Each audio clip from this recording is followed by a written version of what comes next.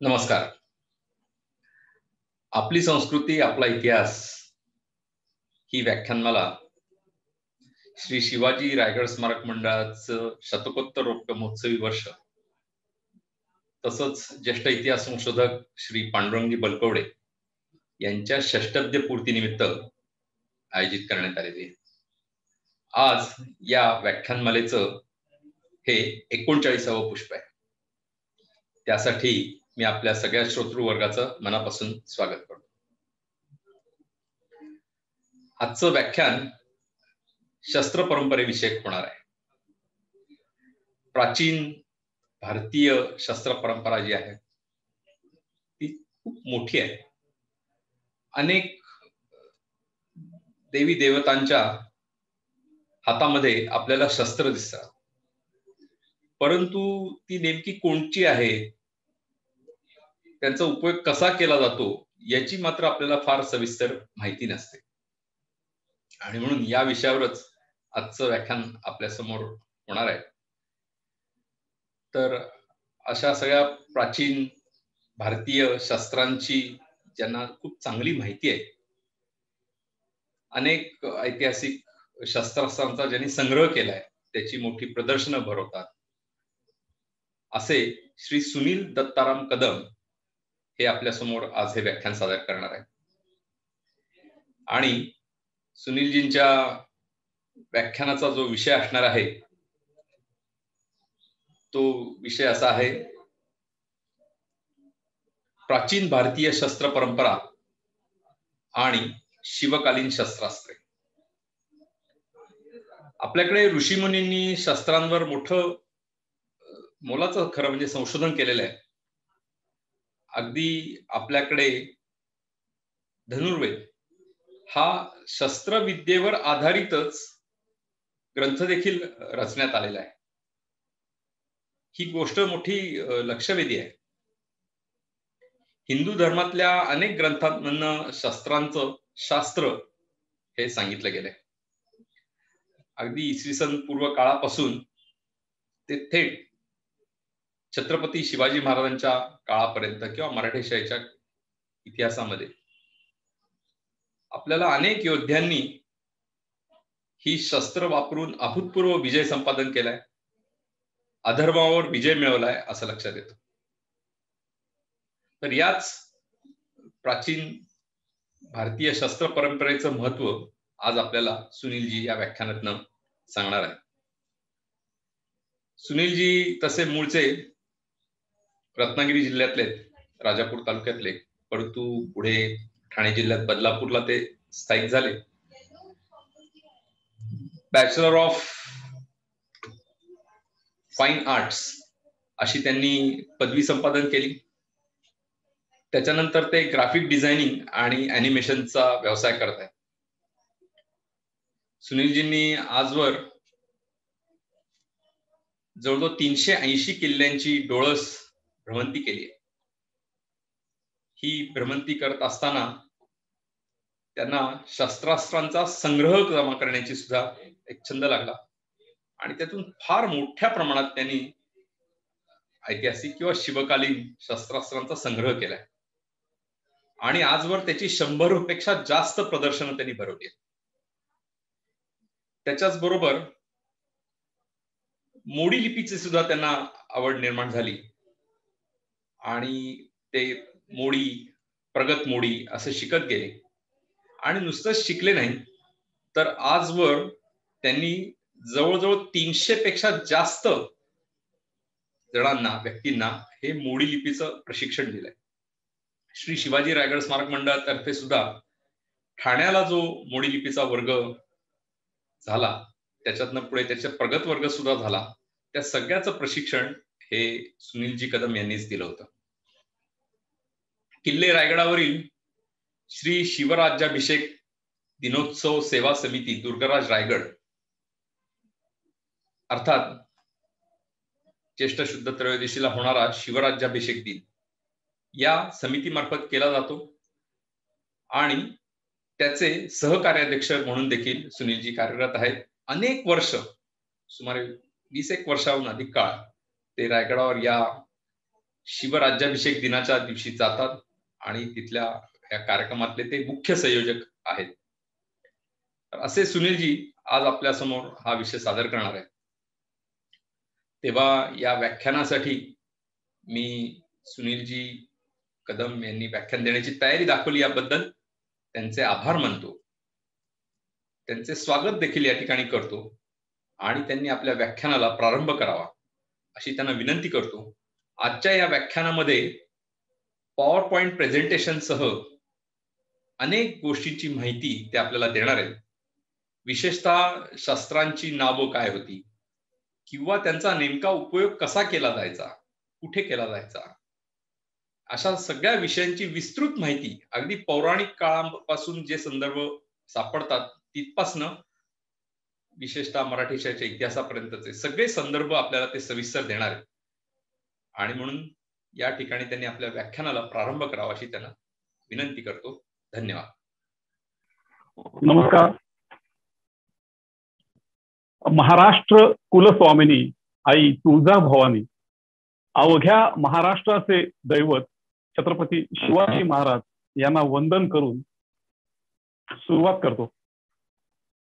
शिवाजी रायगड स्मारक मंडळ पुणे यांच्या ऑनलाईन फेसबुकवरील आपली संस्कृती आपला इतिहास या व्याख्यानमालेत मी सुनील दत्ताराम कदम, राहणार बदलापूर. माझं शिक्षण जे स्कूल ऑफ आर्ट मुंबई येथे झाले असून ग्राफिक डिझाईन आणि ॲनिमेशन हा माझा व्यवसाय आहे. शाळा कॉलेज पासूनच गड किल्ले भटकंतींचा नाद लागला 8वी पासूनच, आणि तिथपासून ते आतापर्यंत ही गड भटकंती चालूच आहे. या गडांमुळे मला आणखी 2 प्रकारचे नाद लागले. त्यातला एक म्हणजे मोडी लिपी आणि दुसरं म्हणजे शस्त्रांचा संग्रह. एका गडावरती तोफेचा गोळा मिळाला तेव्हा काही समजत नव्हतं, कौतुक म्हणून आणला आणि इथून मग तो शस्त्रांचा त्याचा अभ्यास करण्याचा आणि त्याचा संग्रह करण्याचा जो नाद लागला तो गेली जवळजवळ 20-22 वर्ष सुरू आहे. आणि यामुळे बराचसा मोठा शस्त्रांचा संग्रह माझ्याकडे झालेला आहे. ही इतिहासकालीन, मध्ययुगीन, शिवकालीन अशी बऱ्याच पद्धतीची, बऱ्याच प्रकारची अशी जवळजवळ 500च्या जवळपास शस्त्रास्त्र माझ्याकडे माझ्या खाजगी संग्रहामध्ये आहेत आणि त्या अनुषंगाने त्याचा अभ्यासही झाला. आणि म्हणून माझा त्यातला हा जो काही थोडासा अभ्यास आणि त्यातली माहिती आहे ही मी आज शिवकालीन शस्त्रास्त्र ही तुमच्या पुढे मांडणार आहे. परंतु त्याच्यापूर्वी आभाराचे 2 शब्द श्री शिवाजी रायगड स्मारक मंडळ पुणे हे लोकमान्य टिळकांनी शतकापूर्वी स्थापन केलेलं. आज ह्या मंडळाला 125 वर्ष होऊन गेलेली आहेत आणि आता सांप्रत 126वं वर्ष चालू आहे. दुग्ध शर्करा योग असा की माननीय गुरुवर्य ज्येष्ठ इतिहास संशोधक श्री पांडुरंगजी बलकवडे सरांचं हे 6ष्ठ्यब्दी वर्ष सुरू आहे. या दुग्ध शर्करा योगाच्या निमित्ताने रायगड स्मारक मंडळाने 60 ऐतिहासिक व्याख्याने करण्याचा संकल्प केला. अनेक ज्येष्ठ आणि श्रेष्ठ तज्ञांनी, इतिहासकारांनी आपापल्या विषयांची मांडणी किंवा व्याख्याने या ऑनलाईन व्यासपीठावरती सादर केली. माझं भाग्य की मलाही याच व्यासपीठावरून भारतीय शस्त्र परंपरा आणि शिवकालीन शस्त्रास्त्र हा विषय, हा माझा आवडता विषय मला मांडण्याची संधी मंडळाने दिलेली आहे आणि गुरुवर्य श्री पांडुरंग बलकवडे सरांना सुद्धा हे जे आजचं सत्र आहे ते मी अर्पण करतो. रायगड स्मारक मंडळाने ही जी मला संधी दिली त्याबद्दल, शिवाय रायगड स्मारक मंडळाचे कार्यवाह श्री सुधीरजी थोरात सर यांचे मी आभार मानतो.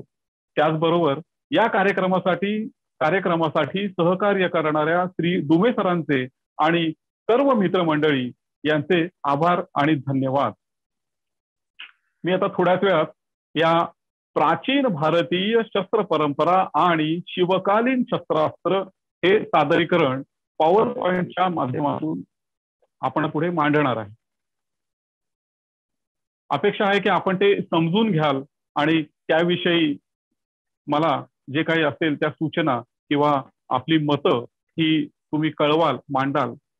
काही चुकलं असेल तर माफ कराल, काही शब्द मागे पुढे झाले तर ते समजून घ्याल, अशी विनंती करून सगळ्या ऑनलाईन वरती हजर असणाऱ्या आणि हा व्हिडिओ नंतर पाहणाऱ्या सर्व प्रेक्षकांना मी नमस्कार, माझा नमस्कार, धन्यवाद. जय भवानी, जय शिवराय. प्राचीन भारतीय शस्त्र परंपरा आणि शिवकालीन शस्त्रास्त्र या विषयी आपण पॉवर पॉइंट मधून माहिती घेणार आहोत. आपल्या स्क्रीनवरती मी जे काही माहिती सांगणार आहे त्याविषयीची चित्र दिसणार आहेत तुम्हा सगळ्यांना, कारण त्या माध्यमातूनच हा विषय जास्त योग्य रीतीने मांडता येईल असं मला वाटतं आणि म्हणून तो विषय मांडण्याचा माझा प्रयत्न. तर प्राचीन भारतीय शस्त्र परंपरा आणि शिवकालीन शस्त्रास्त्र. प्रत्येक राष्ट्राचा उत्कर्ष आणि विकास हा त्या राष्ट्राने केलेल्या धातुशास्त्र आणि अभियांत्रिकी प्रगतीशी निगडीत असतो. भारताच्या प्राचीन आणि मध्ययुगीन इतिहासात भारतीयांनी धातुशास्त्रातील केलेली आश्चर्यजनक आणि वैभवशाली कामगिरी ही विशेष अभ्यासनीय आहे. शस्त्रास्त्रांच्या या अभ्यासामध्ये धातू या गोष्टीला अत्यंत महत्व आहे, कारण शस्त्र ही धातूंपासून बनलेली आहेत. अशा अनेक प्रकारची शस्त्र आपण काही सरकारी संग्रहालयामधून, काही खाजगी संग्रहालयामधून, काही वैयक्तिक संग्रहालयांमधून पाहत आलो आणि पाहतो. जवळजवळ 15व्या-16व्या शतकातली अशी ही शिवकालीन शस्त्र आपण बऱ्याच ठिकाणी पाहिलेली असतील. ह्या शस्त्रास्त्रांना प्राचीन भारतीय शस्त्रांची परंपरा लाभलेली आहे. अशी ही शस्त्र अनेक प्रकारची, अनेक उपयोगाकरता, अनेक वेगवेगळ्या लोकांनी अनेक काळामध्ये याच्यामध्ये निर्मिती केलेली आहे किंवा पूर्वीच्या शस्त्रांमध्ये आणखी प्रगत अशी शस्त्र बनवलेली आहे. साधारण या शस्त्रांचा अभ्यास करण्याकरता आपल्याला शस्त्र निर्मिती आणि त्याचा इतिहास याचा थोडासा आढावा घेतला पाहिजे. जगाचा इतिहास किंवा भारताचा इतिहास हा आपण जवळजवळ प्रागैतिहासिक काळापासून सुरुवात करत असतो आणि आपणही थोडं म्हणण्यापेक्षा जवळजवळ 10-25 हजार वर्ष मागे जाऊन एक झटकन पुढे येऊ, म्हणजे आपल्याला शस्त्रांच्या निर्मितीचा आढावा घेता येईल. पाषाण युग हे जवळजवळ 5 लाख ते 10,000 वर्षापूर्वी हे पाषाण युगाचा हा प्रचंड मोठा कालावधी निघून गेलेला आहे आणि त्याच्यानंतर ताम्रपाषाण युग आलेला आहे. ताम्रपाषाण युगाच्या काळामध्येच म्हणजेच सिंधू संस्कृतीचा काळ हा मानला जातो. सिंधू संस्कृतीचा शेवटचा काळ 1000-1500 वर्षांचा हा साधारण वेद काळ मानला जातो. वेद काळानंतरचा पुढचा काळ आहे हा साधारण रामायण आणि महाभारत हा काळ मानला जातो. तिथपासून प्राचीन कालखंड चालू होतो, म्हणजे इसवी सन पूर्व 500 पासून ते साधारण 7व्या शतकापर्यंत आणि पुढे इसवी सनाच्या 8व्या शतकापासून मध्ययुगीन कालखंड सुरू होतो. या मध्ययुगीन कालखंडामध्ये जवळजवळ 10 दशकांनंतर पुढे 16व्या शतकामध्ये शिवकाळ येतो. आता आपण सुरुवातीचा प्रागैतिहासिक कालखंड पाहू. आपण ह्याचा सगळा धावता आढावा घेणार आहोत. सुमारे इसवी सनापूर्वी लाखो वर्षांचा काळ हा आदिमानवाचा प्रागैतिहासिक काळ मानला जातो. या काळातील मानव अन्न मिळवण्याकरता आणि स्वसंरक्षण करण्याकरता निसर्गात उपलब्ध असलेल्या साधनांचा वापर करत होता. म्हणजे झाडांच्या फांद्या, काठ्या, दगड, मेलेल्या प्राण्यांची हाडं, शिंग आणि सुळे अशी ही साधनं होती. सर्वप्रथम शस्त्राची निर्मिती ही इथून सुरुवात झालेली आहे आणि म्हणून पहिलं शस्त्र, आदिमानवाचं पहिलं शस्त्र म्हणजे दगड. यापुढे सुरू होतं पाषाण युग.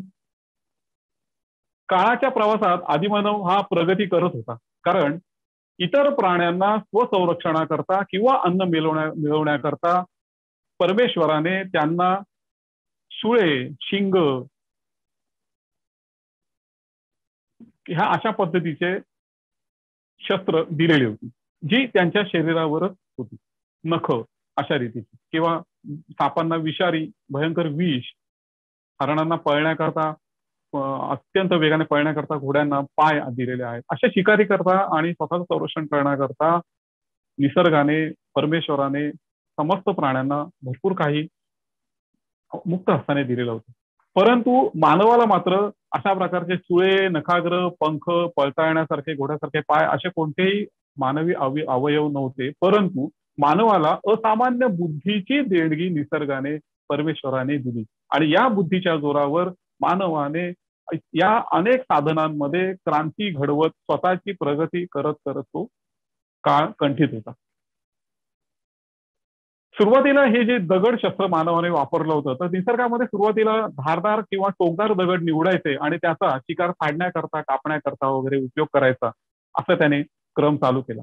पुढे त्याने एका दगडाने दुसऱ्या दगडाला त्याचे छिलके पाडून त्याला टोक करायचं किंवा अणुकुचीदार करायचे किंवा त्याला धार करायची, अशी तो शस्त्र बनवू लागला. सुरुवातीला त्याला शोधावी लागत होती, आता तो बनवू लागला. आणि अशा प्रकारची बनवलेली शस्त्र काही काळानंतर त्याने लाकडी दांड्यांना वेलीसारखी बांधून कुऱ्हाडींसारखी, भाल्यांसारखी शस्त्र निर्माण केली. भारतात आदिमानवाच्या मिळालेल्या वस्ती अवशेषांमध्ये अशा ठिकठिकाणी मिळालेल्या या शस्त्रांची किंवा अशा दगडी हत्यारांची विपुल प्रमाणामध्ये ही हत्यारं मिळालेली आहेत. या काळामध्ये आदिमानव गुफांमधून राहत होता आणि गुफांमध्ये राहत असताना फावल्या वेळामध्ये तो चित्र पण काढायला शिकला. आपल्या इथे भारतात मध्य प्रदेशामध्ये भीमबेटका या ठिकाणी अशी गुहाचित्र मिळालेली आहेत. त्यातून आदिमानवाचे जीवन थोड्याफार प्रमाणाने आपल्याला समजून येतं. मग शिकार करताना त्याने काही चित्र काढलेली आहेत. त्या चित्रांमध्ये शिकार करताना त्याच्याकडे धनुष्यबाण दिसतं, त्याच्याकडे भाला दिसतो.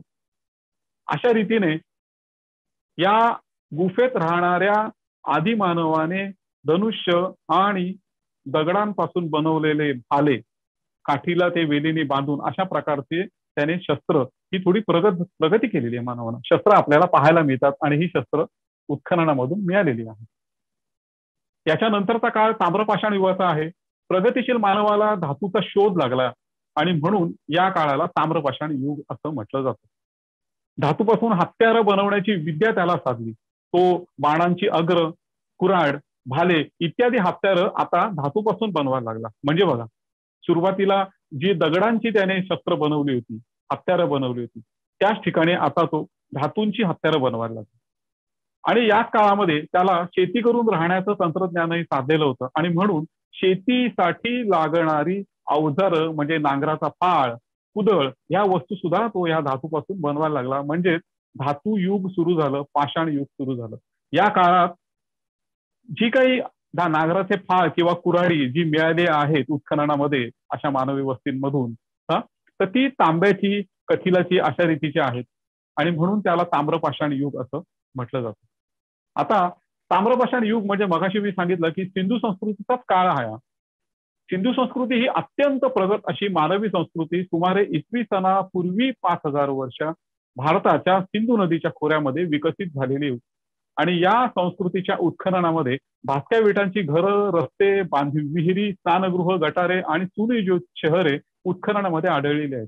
याच्याबरोबरच या उत्खननामध्ये धातूंची अवजारं मिळाली, भांडी, दागिने, मुद्रा, मिश्र धातूंच्या मूर्ती आणि याचबरोबर तांब्याची हत्यारं म्हणजे कुऱ्हाड, भाला, तलवार इत्यादी शस्त्र सुद्धा मिळालेली आहेत आणि संग्रहालयांमधून ही आज आपल्याला पाहायला मिळतात.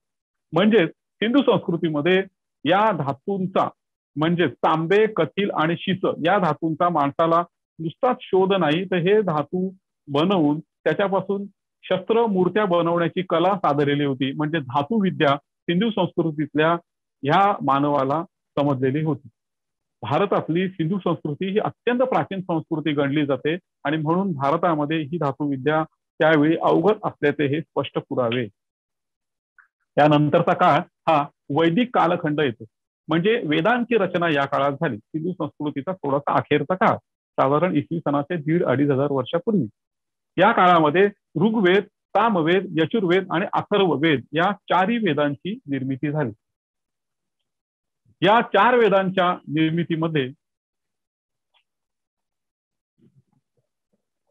ऋग्वेद हा सर्वप्रथम वेद, यजुर्वेद याच्यातला यजुर्वेद हा दुसरा वेद, तिसरा सामवेद आणि चौथा अथर्ववेद. या यजुर्वेदामध्ये ह्या प्रत्येक वेदाला उपवेद असायचे. या प्रत्येक वेदाला उपवेद होते. मग हा जो यजुर्वेद आहे याचा जो उपवेद आहे तो आहे धनुर्वेद. हा अतिशय महत्वाचा आहे. आणि भारताची प्राचीन शस्त्रास्त्र विद्या परंपरा वैदिक कालापासून होत होती याच्याकरता हे आपल्याला वाङ्मयीन हा पुरावा. कारण वेदांमध्ये शस्त्रांची भरपूर उल्लेख आहेत. इंद्रादी देवांची शस्त्र, त्याचं वज्र, आणखी अशा दधीची ऋषीच्या हाडापासून बनवलेलं असं एक शस्त्र, अशा बऱ्याच त्याच्यामध्ये वर्णनं मिळतात.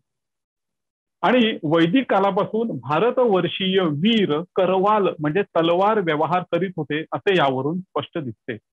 प्राचीन भारतात युद्धशास्त्र आणि शस्त्रास्त्रांवर अनेक ग्रंथ लिहिलेले आहेत.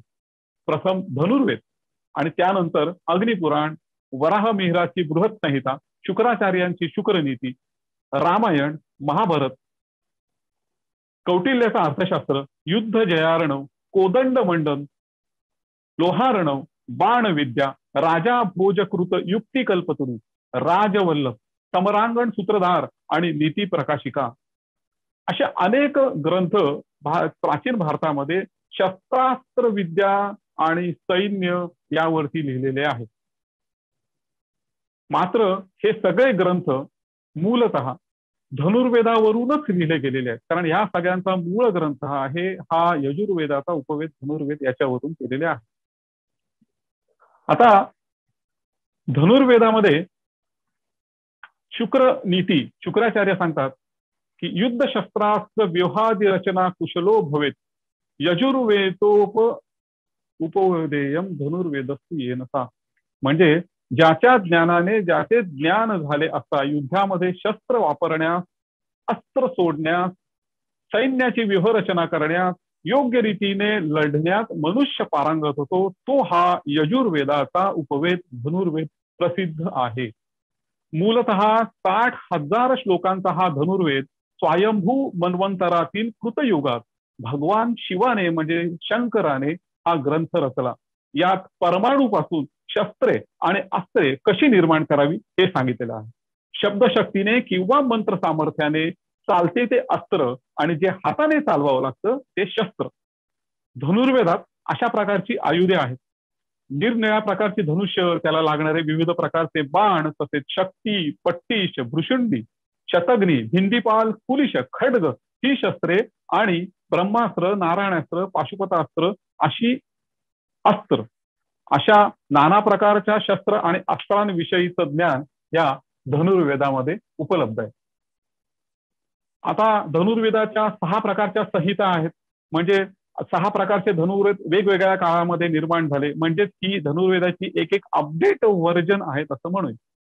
आद्य धनुर्वेद हा वशिष्ठ ऋषींचा, दुसरा जो धनुर्वेद आहे हा विश्वामित्रांचा, तिसरा धनुर्वेद परशुरामाचा ज्याला जामदग्न धनुर्वेद असं म्हणतात, चौथा भारद्वाज ऋषींचा, 5वा वैशंपायन ऋषींचा आणि 6वा उशनस ऋषींचा. याच्यामध्ये वशिष्ठ ऋषींचा धनुर्वेद आहे. आता यातला फरक, याच्यामध्ये सुरुवातीला गोफण, मुसळ, काठी, पाश अशा मूलभूत शस्त्रांचा अभ्यास. दुसरा धनुर्वेद जो विश्वामित्रांचा आहे तो विश्वामित्रांनी वशिष्ठ धनुर्वेदाचा अभ्यास करून त्याच्यापेक्षा प्रगत असा दुसरा धनुर्वेद निर्माण केला, नवीन शस्त्रांची आणि त्याची तंत्राची माहिती केली. त्याच्यामध्ये तलवार, भाला, नारसिंह म्हणजे कट्यार, सांग, गदा, सांग म्हणजे एक प्रकारचा भाला लोखंडी, गदा, माडू, धनुष्यबाण इत्यादी शस्त्रांचा अभ्यास आहे. आता पुढे परशुरामाने ह्या दोन्ही धनुर्वेदांचा अभ्यास करून आणि त्याच्यामध्ये स्वतःच काही आणखी निर्माण करून एक नवीन धनुर्वेद निर्माण केला. त्याला जामदग्न धनुर्वेद म्हणतात. या धनुर्वेदामध्ये अतिशय महत्वाची गोष्ट म्हणजे स्फोटक द्रव्यांचा शोध म्हणजेच अस्त्रांविषयी संशोधन आहे, तो जामदग्न धनुर्वेद. याच्या पुढे भारद्वाज ऋषींनी आणखी एक धनुर्वेद निर्माण केला. भारद्वाज ऋषींचा धनुर्वेद संहिता सध्या उपलब्ध नसली तरी इतर ग्रंथांमध्ये त्याचे बरेचसे उल्लेख येतात. त्यावरून भारद्वाज ऋषींचा एक धनुर्वाज वेद होता असं आपल्याला सांगता येतं. भारद्वाज धनुर्वेद याचं महत्व असं केलं जातं, भारत म्हणजे सतत भर घालणे, म्हणजेच विद्युत शक्तीचं संशोधन, म्हणजेच विद्युत शक्तीच्या योगाने अस्त्र सोडण्याचं तंत्रज्ञान भारद्वाज ऋषींनी शोधून काढलं आणि ते भारद्वाज धनुर्वेदामध्ये ते त्यांनी सांगितलं. याच्यानंतर 5वा धनुर्वेद वैशंपायन ऋषींचा आणि 6वा धनुर्वेद उशनस धनुर्वेद असं म्हणतात. उशनस म्हणजे शुक्राचार्य, म्हणजे शुक्राचार्यांनी 6वा धनुर्वेद लिहिला. अर्थात शुक्राचार्यांनी या पूर्वीच्या 5ही ऋषींच्या धनुर्वेदाचा अभ्यास करून आणखी संशोधन करून या 6व्या धनुर्वेदामध्ये आणखी भर घातली. ती कोणती? तर शुक्राचार्यांकडे आपण सगळ्यांना माहिती आहे की शुक्राचार्यांना संजीवनी विद्या अवगत होती. आता अर्थात याच्यामधला दैविक आणि तो प्रकार सोडून द्या की माणूस जिवंत, मेलेला माणूस जिवंत करणं हे सोडून द्या. फक्त यामध्ये आपण वैज्ञानिक दृष्टिकोनातून बघूया. माणूस जिवंत करणं म्हणजे प्रत्यक्ष माणूस जिवंत करणं असं न धरता ज्यावेळी युद्ध चालू असतं आणि सैन्य रचना सैन्याची जेव्हा फळी उभी असते त्यावेळी समोरच्या शत्रूच्या आघाताने आपले काही सैनिक मरतात आणि मग अशा तऱ्हेने सैन्य संख्या कमी होत जाते आणि मग आपली कमी झालेली सैन्य संख्या, सैन्याचं खच्चीकरण किंवा ताकद ही कमी होत असते. याच्यावरती उपाय म्हणून शुक्राचार्यांनी अशा रीतीची व्यूहरचना या ठिकाणी केलेली आहे. संजीवनी विद्या म्हणजे समोरच्या शत्रूच्या माऱ्याने जर काय आपला सैनिक पडला किंवा मेला तर त्या जागी लगेचच त्याच्या जागेवरती दुसरा सैनिक उभा करणं. अशा रीतीने ह्याचं सातत्य ठेवलं तर सैन्य संख्या कमी होत नाही, सैन्याचं बळ हे कमी होत नाही आणि सैन्याची शक्ती ही तशीच राहते, वाढत राहते. हे जे तंत्रज्ञान आहे हे शुक्राचार्यांनी निर्माण केलं आणि ह्याला संजीवनी विद्या असं म्हटलं जातं. ही संजीवनी विद्या. अशा प्रकारचे हे 6 धनुर्वेद आहेत. आता या 6ही धनुर्वेदांचं आपण थोडक्यात काय आहे ते बघूया. धनुर्वेदाचे 4 विभाग आहेत. त्याच्यामध्ये दीक्षा, शिक्षा, आत्मरक्षाच एतत् साधनमेवच धनुर्वेदस्य चत्वारयते पादाः प्रतिकीर्तितः. अर्थात दीक्षा, शिक्षा, आत्मरक्षा आणि साधन हे धनुर्वेदाचे चतुष्पाद आहेत, म्हणजे 4 विभाग आहेत. अर्थात दीक्षा म्हणजे युद्धशास्त्र, रणनीती याविषयी, अभिषेक, शकुन, मंगलाचरण आणि साधनेच्या नियम पालनाविषयी या पहिल्या विभागात म्हणजे प्रथम पादात म्हणजे दीक्षा या विभागात सांगितलेले आहे. दुसरा विभाग, दुसरा पाद आहे तो शिक्षा म्हणजे आचार्यांकडून शस्त्रास्त्र विद्या प्रशिक्षण, आचार्यांचे लक्षण व निरनिराळ्या अस्त्रशस्त्रांची माहिती या द्वितीय पादात दिलेली आहे. तृतीय पाद म्हणजे विभाग म्हणजे आत्मरक्षा, स्वसंरक्षण करणे, त्यासाठी सांप्रदायिक शस्त्रे यांचा अभ्यास करणं, त्यांच्या मंत्र, त्यांच्या देवता, त्यांच्या सिद्धी इत्यादी गोष्टी तृतीय पादामध्ये स्पष्ट केलेल्या आहेत. चतुर्थ पाद म्हणजे चौथा विभाग. हा साधन म्हणजे विविध शस्त्रास्त्र, सैन्याचं व्यवस्थापन, रणवाद्ये, युद्धाला उपयोगी असलेलं साहित्य, तसंच देवार्चन, योगाभ्यास, सिद्ध अस्त्रांचा प्रयोग आणि त्याच्याविषयीची नियम आणि बंधनं इत्यादीची दिव्य माहिती या चतुर्थ पादामध्ये निरूपण केलेली आहे. असे हे या धनुर्वेदाचे चतुष्पाद म्हणजे 4 विभाग. आता धनुर्वेदातील शस्त्रांचे भेद आपण बघूया. धनुर्वेदातील शस्त्रांचे भेद. चतुर्विधम आयुधम मुक्त मुक्तम मुक्ता मुक्तम यंत्रमुक्तश्चोती. आता याच्यामध्ये मुक्त, अमुक्त, मुक्तामुक्त आणि यंत्रमुक्त हे 4 भेद आहेत, 4 प्रकार आहेत. मुक्त म्हणजे चक्र, जसं चक्र फेकून मारतात म्हणजे ते मुक्त आहे, फेकून मारतात, ते दूर जाऊन शत्रूवर प्रहार करतात, ते मुक्त. अमुक्त म्हणजे जे हातात धरून लढावं लागतं म्हणजे खड्ग, तलवार, गदा, ही जी शस्त्र आहेत ही अमुक्त आहेत. अमुक्त म्हणजे हातात धरूनच तुम्हाला युद्ध करावं लागतं, प्रहार करावं लागतं. मुक्तामुक्त म्हणजे असं शस्त्र की जे हातात धरूनही तुम्हाला युद्ध करता येतं आणि फेकून देऊनही युद्ध करता येतं. म्हणजेच भाला जो हातात धरून लढता येतं आणि भाला फेकून देऊनही आपण शत्रूवर वार करू शकतो. ते मुक्तामुक्त म्हणजे मुक्त सुद्धा आहे आणि अमुक्त सुद्धा आहे. आणि चौथं हे यंत्रमुक्त म्हणजे धनुष्यबाण. धनुष्य हे यंत्र आणि या यंत्राच्या साह्याने सोडण्यात आलेला बाण असं यंत्रमुक्त. असे हे 4 भेद या धनुर्वेदात सांगितलेले आहेत.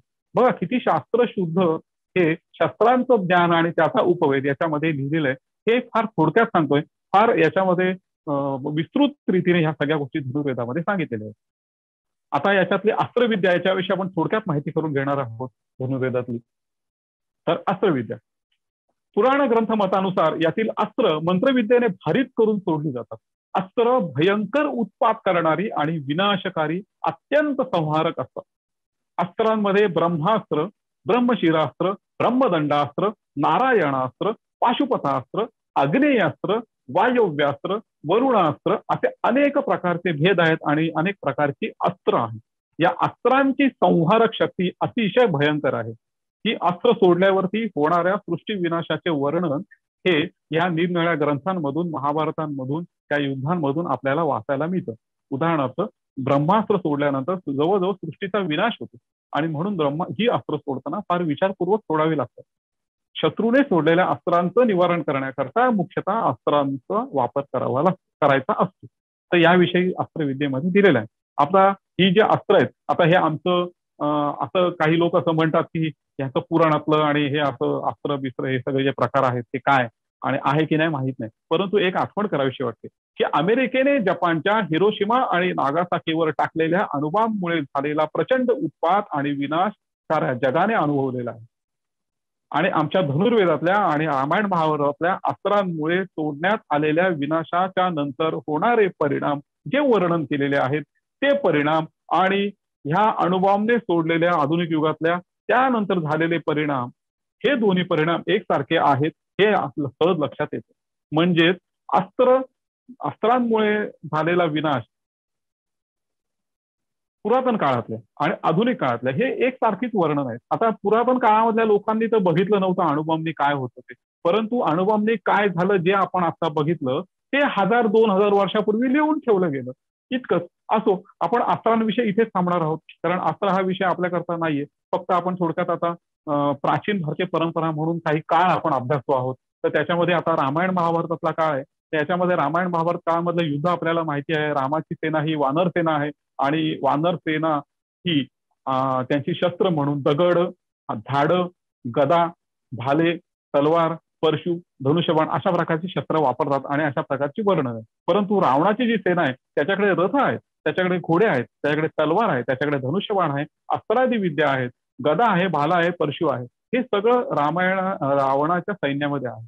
रामाचे गुरु हे वशिष्ठ ऋषी आहे. वशिष्ठ ऋषींचा धनुर्वेद आपण बघितला ज्याच्यामध्ये झाडं, दगड आणि इत्यादींपासून युद्ध कसं करायचं हे सांगितलेलं आहे. इत्यादी शस्त्रांविषयी माहिती आहे. रावणाचे गुरु हे विश्वामित्र आहेत आणि विश्वामित्रांच्या धनुर्वेदामध्ये या धनुर्वेदातला पुढचा टप्पा आहे आणि विश्वामित्र धनुर्वेद आणि वशिष्ठ धनुर्वेद यांचं हे युद्ध आहे. असं युद्धशास्त्राचा अभ्यास करताना आपण शस्त्रांचा अभ्यास करताना मानायला काही हरकत नाही आणि त्याचा अभ्यास करू शकतो. महाभारताचं युद्ध जर आपण पाहिलं तर दोन्हीकडे धनुष्य, बाण, तलवार, ढाल, भाला, गदा, परशु अशी चक्र अशी अनेक प्रकारची शस्त्र आणि द्वंद्व युद्ध सुद्धा खेळलं गेलेलं आहे. याच्यातून आपल्याला पुरातन शस्त्रास्त्रांची माहिती मिळते. तर हा रामायण महाभारतातला काळ. पुढे आपण प्राचीन आणि मध्ययुगीन इतिहास काळ आपण पाहणार आहोत.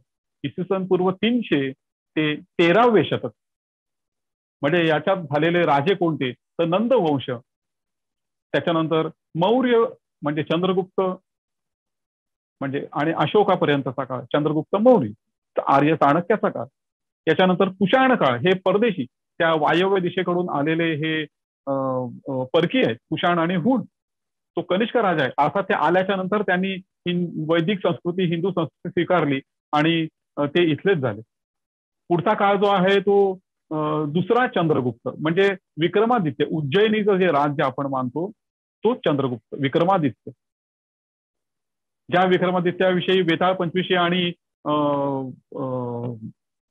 सिंहासन बत्तीशी सारख्या कथा रचल्या गेल्या. तो हा महान राजा विक्रमादित्य, दुसरा चंद्रगुप्त, गुप्त घराणं. त्याच्यानंतरचा काळ आहे तो सातवाहन काळ, महाराष्ट्राकरता स्वाभिमानाचा काळ. कारण हे महाराष्ट्राचे राजे, त्यांनी जवळजवळ संपूर्ण दक्षिण भारतावर राज्य केलेलं आहे, काही उत्तर भारताचा. त्याचा जो संस्थापक आहे तो तिमुक सातवाहन महाराष्ट्रामध्ये. यानंतरचा जो काळ आहे तो वाकाटाकांचा, कर्नाटकाच्या आसपास, चालुक्य, कल्याणीचे, कदंब, कर्नाटक आणि गोवा, राष्ट्रकूट विदर्भामध्ये, होयसळ कर्नाटकच्या बाजूला आणि शिलाहार पुन्हा महाराष्ट्रामध्ये. या शिलाहारांच्याच काळामध्ये, शेवटच्या काळामध्ये यादवांची महान सत्ता निर्माण झाली आणि महाराष्ट्रातल्या देवगिरीच्या इथून संपूर्ण महाराष्ट्र म्हणजे दक्षिणेचा कारभार यादवांच्या राज्यात असा बघितला जात होता. यादवांच्या काळात मुसलमानांचं आक्रमण झालेलं आहे, हा इतिहास आपल्याला सगळ्यांना माहिती आहे. आणि त्याच वेळेला कर्नाटकामध्ये विजयनगरला एक हिंदू राज्य उदयाला आलं आणि त्यांनी अत्यंत प्रगती केली होती. यांनी सुद्धा शस्त्रास्त्रांमध्ये पुष्कळ आपल्याला त्यांनी केलेली प्रगती आणि त्याविषयी माहिती मिळते. ह्या सर्व राजवटींच्या काळामध्ये मंदिरं आणि लेणी खोदल्या गेल्या आणि ह्या मंदिर आणि लेण्यांमध्ये प्रचंड सुंदर असं शिल्पकलेचं काम केलेलं आहे. देवादिकांचं आणि मनुष्यांचं चित्रीकरण यात केलेलं आहे. त्यांचे अलंकार, त्यांची वस्त्र, याच बरोबर त्यांचं युद्ध आणि त्यांच्या बरोबर असलेली शस्त्र, त्यांचे रथ, हे वेरूळ पासून ते अनेक आपल्या मंदिरांमध्ये, लेण्यांमध्ये आपण याची केलेली शिल्पांकनं पाहतो. यावरून या काळातली शस्त्र कशी होती याची आपल्याला कल्पना येते. देवगिरीच्या यादवांचं साम्राज्य 1311 मध्ये अल्लाउद्दीन खिलजीने यादवांचा निर्णायक पराभव करून दक्षिण देश काबीज केला. कारण यापूर्वी ते उत्तरेमध्ये आधीच आलेले होते, मुघल म्हणण्यापेक्षा मुसलमान, मुघल नंतर. परंतु या खिलजीने दक्षिणेत येऊन देवगिरीचं राज्य बुडवलं आणि तेव्हापासून भारतामध्ये, पूर्ण भारतामध्ये मुसलमानी सत्ता सुरू झाली. मुसलमानी सत्ता सुरू झाल्याच्या नंतर जेव्हा ते राज्यकर्ते म्हणून इथे आले तर त्यावेळी त्यांच्या संस्कृतीतल्या किंवा त्यांच्या काही गोष्टींचा परिणाम इथल्या संस्कृतीवर झाला. मग ती शस्त्र असतील, भाषा असेल आणि अशा चालीरीती असतील, खाण्यापिण्याचे पदार्थ असतील. आणि मग याच्या पुढची जी संस्कृती बघायला मिळते ती थोडीशी सरमिसळ झालेली आपल्याला पाहायला मिळते. मग शस्त्रास्त्रांमध्ये सुद्धा ही देवाणघेवाण झाली. म्हणजे भारतीय शस्त्र आणि आपल्याकडे अतिशय परिणामकारक अशी शस्त्रास्त्र होती, त्याचा त्यांनी स्वीकार केला. त्यांच्याकडे काही चांगल्या पद्धतीची शस्त्र होती किंवा तंत्र होतं, हे आपल्या लोकांनी स्वीकारलेलं आहे. आणि ही अशा प्रकारची संस्कृती आहे. मगाशी सांगितलेलं तुम्हाला प्राचीन मूर्ती आपण देवदेवतांच्या पाहिल्या तर त्या मूर्तींच्या मध्ये तुम्हाला वेगवेगळ्या पद्धतीची शस्त्र सहज पाहायला मिळतात. प्राचीन मूर्तिकलेमध्ये इथे बघा शंकराचं चित्र आहे आणि तो गजासुराचा वध करतोय असं त्याने दाखवलेलं आहे. त्या शंकराच्या हातामध्ये कित्येक शस्त्र आहेत पहा तुम्ही. तिथे खांडा म्हणजे खड्ग म्हणजे तलवार, गदा, त्रिशूल, परशु, वज्र, पाश, बाण, धनुष्य, डमरू ही सगळी शस्त्र त्याच्या हातात आहेत. या बाजूला दुसऱ्या चित्रात महिषासुर मर्दिनी त्या महिषासुराचा वध करताना शिल्पांकन केलेलं आहे. यामध्ये देवीच्या हातातली ढाल, तलवार, मागे बघा तिने तलवार धरलेली, डोक्याच्या मागे ती तलवार अशी उगारलेलीच आहे तिने. त्रिशूलाने त्या महिषासुराचा वध केलेला आहे. महिषासुराच्या पाठीमध्ये चक्र फेकून मारलेलं आहे, ते चक्र त्याच्या पोटात लागलेलं आहे. बघा चक्राचं चित्रांकन आहे त्या ठिकाणी, शिल्पांकन आहे. तिच्या काही हातात वज्र आहे, पाश आहे, परशु आहे, बाण आहे, शक्ती आहे, डमरू आहे, वाद्य म्हणजे रणवाद्य ज्याला म्हणतो ते. हे अशा रीतीची शस्त्र आपल्याला या मूर्तींमधून प्राचीन काळातली, ज्या काळातली मंदिरं, ज्या काळातली मूर्ती, त्या काळातली शस्त्र त्या शिल्पकाराने त्या ठिकाणी शिल्पांकित केलेली आहे. इथून आपल्याला त्या त्या काळातल्या शस्त्रांचा अभ्यास करण्याकरता हे उपयोगी पडतं. भारताच्या या शस्त्रांच्या मध्ये प्राचीन मूर्तिकलेतली शस्त्र, त्या इथे तुम्हाला ह्या मूर्तींमध्ये ही शस्त्र दिसत आहेत आणि ही शस्त्रांचं इथे थोडक्यात चित्र काढून मी ठेवलेली आहेत की ती कोणती कोणती शस्त्र आहेत आणि त्यांची नावं त्या ठिकाणी दिलेली. तर ती शस्त्र म्हणजे चक्र, धनुष्य, बाण, खड्ग म्हणजे तलवार, ढाल, ढालाला शेटक असं म्हणतात, त्रिशूल, गदा, मुद्गल, शक्ती, पाश, परशु, शूल, खटवांग, बाणाचे भाते, नांगर, अंकुश, अग्नी, डमरू, शंख, वज्र, तोमर अशी अनेक प्रकारची शस्त्र ही निर्माण झालेली आहेत आणि ती ह्या शिल्पांकनांमध्ये आपल्याला सहज दिसतात आणि ते समजावं म्हणून हे शस्त्रांचं काही चित्र इथे दाखवलेले आहे. याच्या नंतर भारतीय आपण शस्त्र कशा पद्धतीची होती म्हणजे ह्या मध्ययुगातली मूर्त्यांच्या, कारण ही शस्त्र आपल्याला मिळत नाहीत म्हणजे ते प्रमाण अत्यंत कमी आहे, अगदी 99% मिळत नाहीत ही शस्त्र. आणि म्हणून आपल्याला शिल्पचित्र जी काही उपलब्ध आहेत त्याच्यातून या शस्त्रांचं आकार उकार आणि अभ्यास करावा लागतो आणि ग्रंथातली वर्णनं याच्यानुसार आपल्याला ही शस्त्र समजतात. आता या शस्त्रांच्या साह्याने भारतामध्ये हा 2000 वर्षापूर्वीपासूनचा युद्धांचा इतिहास घडत आलेला आहे. आणि म्हणून भारतीय इतिहासातली युद्ध ही शस्त्रास्त्रांच्या महत्वाने जाणून घ्यायची, कारण युद्ध म्हटलं की शस्त्र आलं, शस्त्राशिवाय युद्ध नाही होणार आहे. आणि म्हणून ही शस्त्र बघायची. म्हणून इसवी सनाच्या 8-9 या शतकापासून भारतावर वायव्येकडून तुर्कांची आक्रमणं होऊ लागली. ही आक्रमणं अत्यंत घातक होती, कारण यापूर्वी सिकंदराने आक्रमण केलं होतं, परंतु तो त्या पौरस राजाबरोबर युद्ध करून म्हणजे जवळजवळ पंजाबच्या पलीकडे त्या सीमेवरून तो पुन्हा त्याच्या देशात माघारी गेलेला आहे. त्याने भारतात काही येऊन पुढे उत्पात केले नाही, परंतु तुर्कांनी मात्र सतत आक्रमण करून भारतीय संस्कृतीची प्रचंड प्रमाणामध्ये हानी केलेली आहे धर्मांतराने. आता यांनी तुर्कांनी ज्यावेळी आक्रमण ते युद्ध जिंकले, कारण त्यांच्या शस्त्रांमध्ये आणि आपल्या शस्त्रांमध्ये फरक होता. आपल्याकडची तुर्क येई मुसलमान येईपर्यंतच्या इस्लामी आक्रमण होईपर्यंतच्या ज्या भारतीय संस्कृतीमध्ये राज्य होती त्या नीती नियमाने लढणारी राज्य होती. आणि म्हणून त्यांच्यामध्ये काही युद्धाचे सुद्धा नियम पाळले जायचे, जे पारंपरिक युद्ध भारतीय युद्ध तंत्रामध्ये हिंदू धर्मशास्त्रामध्ये म्हणजे रामायण महाभारताचे युद्ध बघितले तर महाभारतामध्ये आपण ऐकतो की युद्ध संपल्यानंतर दोन्हीकडचे सैनिक एकमेकांकडे जाऊ शकत होते, एकमेकांशी बोलू शकत होते, सगळं त्यांच्याशी म्हणजे तसं एकदम रात्री युद्ध बंद करायचं, धोक्याने युद्ध करायचं नाही, अशा काही गोष्टी रामायण आणि याच्यामध्ये आपल्याला पाहायला मिळतात. परंतु अशी युद्ध पद्धती भारतीयांची होती आणि म्हणजे युद्ध सुद्धा धर्माने आणि नीतिमत्तेने करायचं, हे इथलं तत्त्व. परंतु तुर्कांचं नेमकं उलट, म्हणजे अत्यंत क्रूर असं सैन्य, कुटील नीती आणि धर्मांधतेने युद्ध हे यांचं होतं. आणि म्हणून त्यांची शस्त्र सुद्धा त्यांनी तशा पद्धतीची भयंकर अशी शस्त्र आणली. मानव जातीचा पूर्णपणे संहार होतो किंवा करावा याच दृष्टीने ही शस्त्र त्यांनी आणली. त्याच्यामध्ये धनुर्धर आपल्याकडे होते, त्यांच्याकडेही होते, परंतु त्यांचे धनुर्धर हे घोड्यावरून शरसंधान करू शकत असायचे. म्हणजे त्यांच्या घोड्यांना रिकिबी होत्या आणि रिकिबीत पाय अडकवल्यामुळे त्यांच्या धनुर्धरांना निर्धोकपणे लक्षवेध करता यायचा. म्हणून भरधाव घोड्यावरून सुद्धा धनुष्याने ते वेध घेऊ शकत होते. त्याच्यानंतर त्यांच्याकडे मगरबी नावाची यंत्र, मगरबी म्हणजे दगड फेकणारी यंत्र, अशी यंत्र त्यांनी ते घेऊन आले होते. आणि ह्या यंत्राच्या साह्याने त्यांनी तोफा बंदुका आणल्या, त्यावेळी प्रथम ह्या लोकांनी आणलेल्या तिथे. आणि हा प्रचंड उत्पात आणि ही शस्त्र आपल्याकडे नसल्यामुळे आपलं काही ठिकाणी हे थोडंफार आपण पराजय पावलेला आहोत. आता ते युद्ध आपण थोडक्यात कोणते ते पाहूया. तर याच्यामध्ये भारतीय युद्ध शस्त्रांचं जे महत्व आहे ते मी तुम्हाला आता सांगितलं की 1000च्या कालखंडापासून भारतात वायव्येकडून तुर्कांचे आक्रमण व्हायला लागले आणि आपल्या प्रदेशाचा विस्तार करत करत हे भारताच्या वायव्य सरहद्दीपर्यंत आले आणि मग भारतात घुसले. गजनीचा महम्मद सबकतगीन याने आणि त्याच्या मृत्यूनंतर त्याचा मुलगा महमूद या गजनीच्या महम्मदाने भारतावर जवळजवळ 17 वेळा आक्रमण केली आणि प्रचंड लूट आणि कत्तल करून तो गेला. आणि त्याच्यानंतर जी येते ती तराईंची पहिली लढाई, म्हणजे सध्याचा पंजाब. त्या काळातील सरहिंद म्हणजे आजचा भटिंडा जिल्हा आहे, तिथे दिल्लीचे राजपूत शासक पृथ्वीराज चौहान आणि मोहम्मद घोरी यांच्यामध्ये ही लढाई झाली. इसवी सनाच्या 1190 या साली तराईंच्या पहिल्या लढाईमध्ये मात्र पृथ्वीराज चौहानने या मोहम्मद घोरीचा पराभव केलेला आहे. आणि हा पराभव पाहून हा मोहम्मद घोरी पळून गेला आणि पूर्ण तयारीनिशी त्याने इथल्या शस्त्रांचा आणि इथल्या सगळ्या प्रदेशाचा आणि सगळा अभ्यास केलेला पूर्ण तयारीनिशी हा परत गेला. त्याने सैन्य जमवलं, शस्त्रास्त्र जमवली, प्रचंड सैन्य जमवलं आणि तो पहिली लढाई झाली 1191 आणि हा इसवी सनाच्या 1100 म्हणजे वर्षभरात इसवी सन 1192 पुन्हा तो चाल करून आला.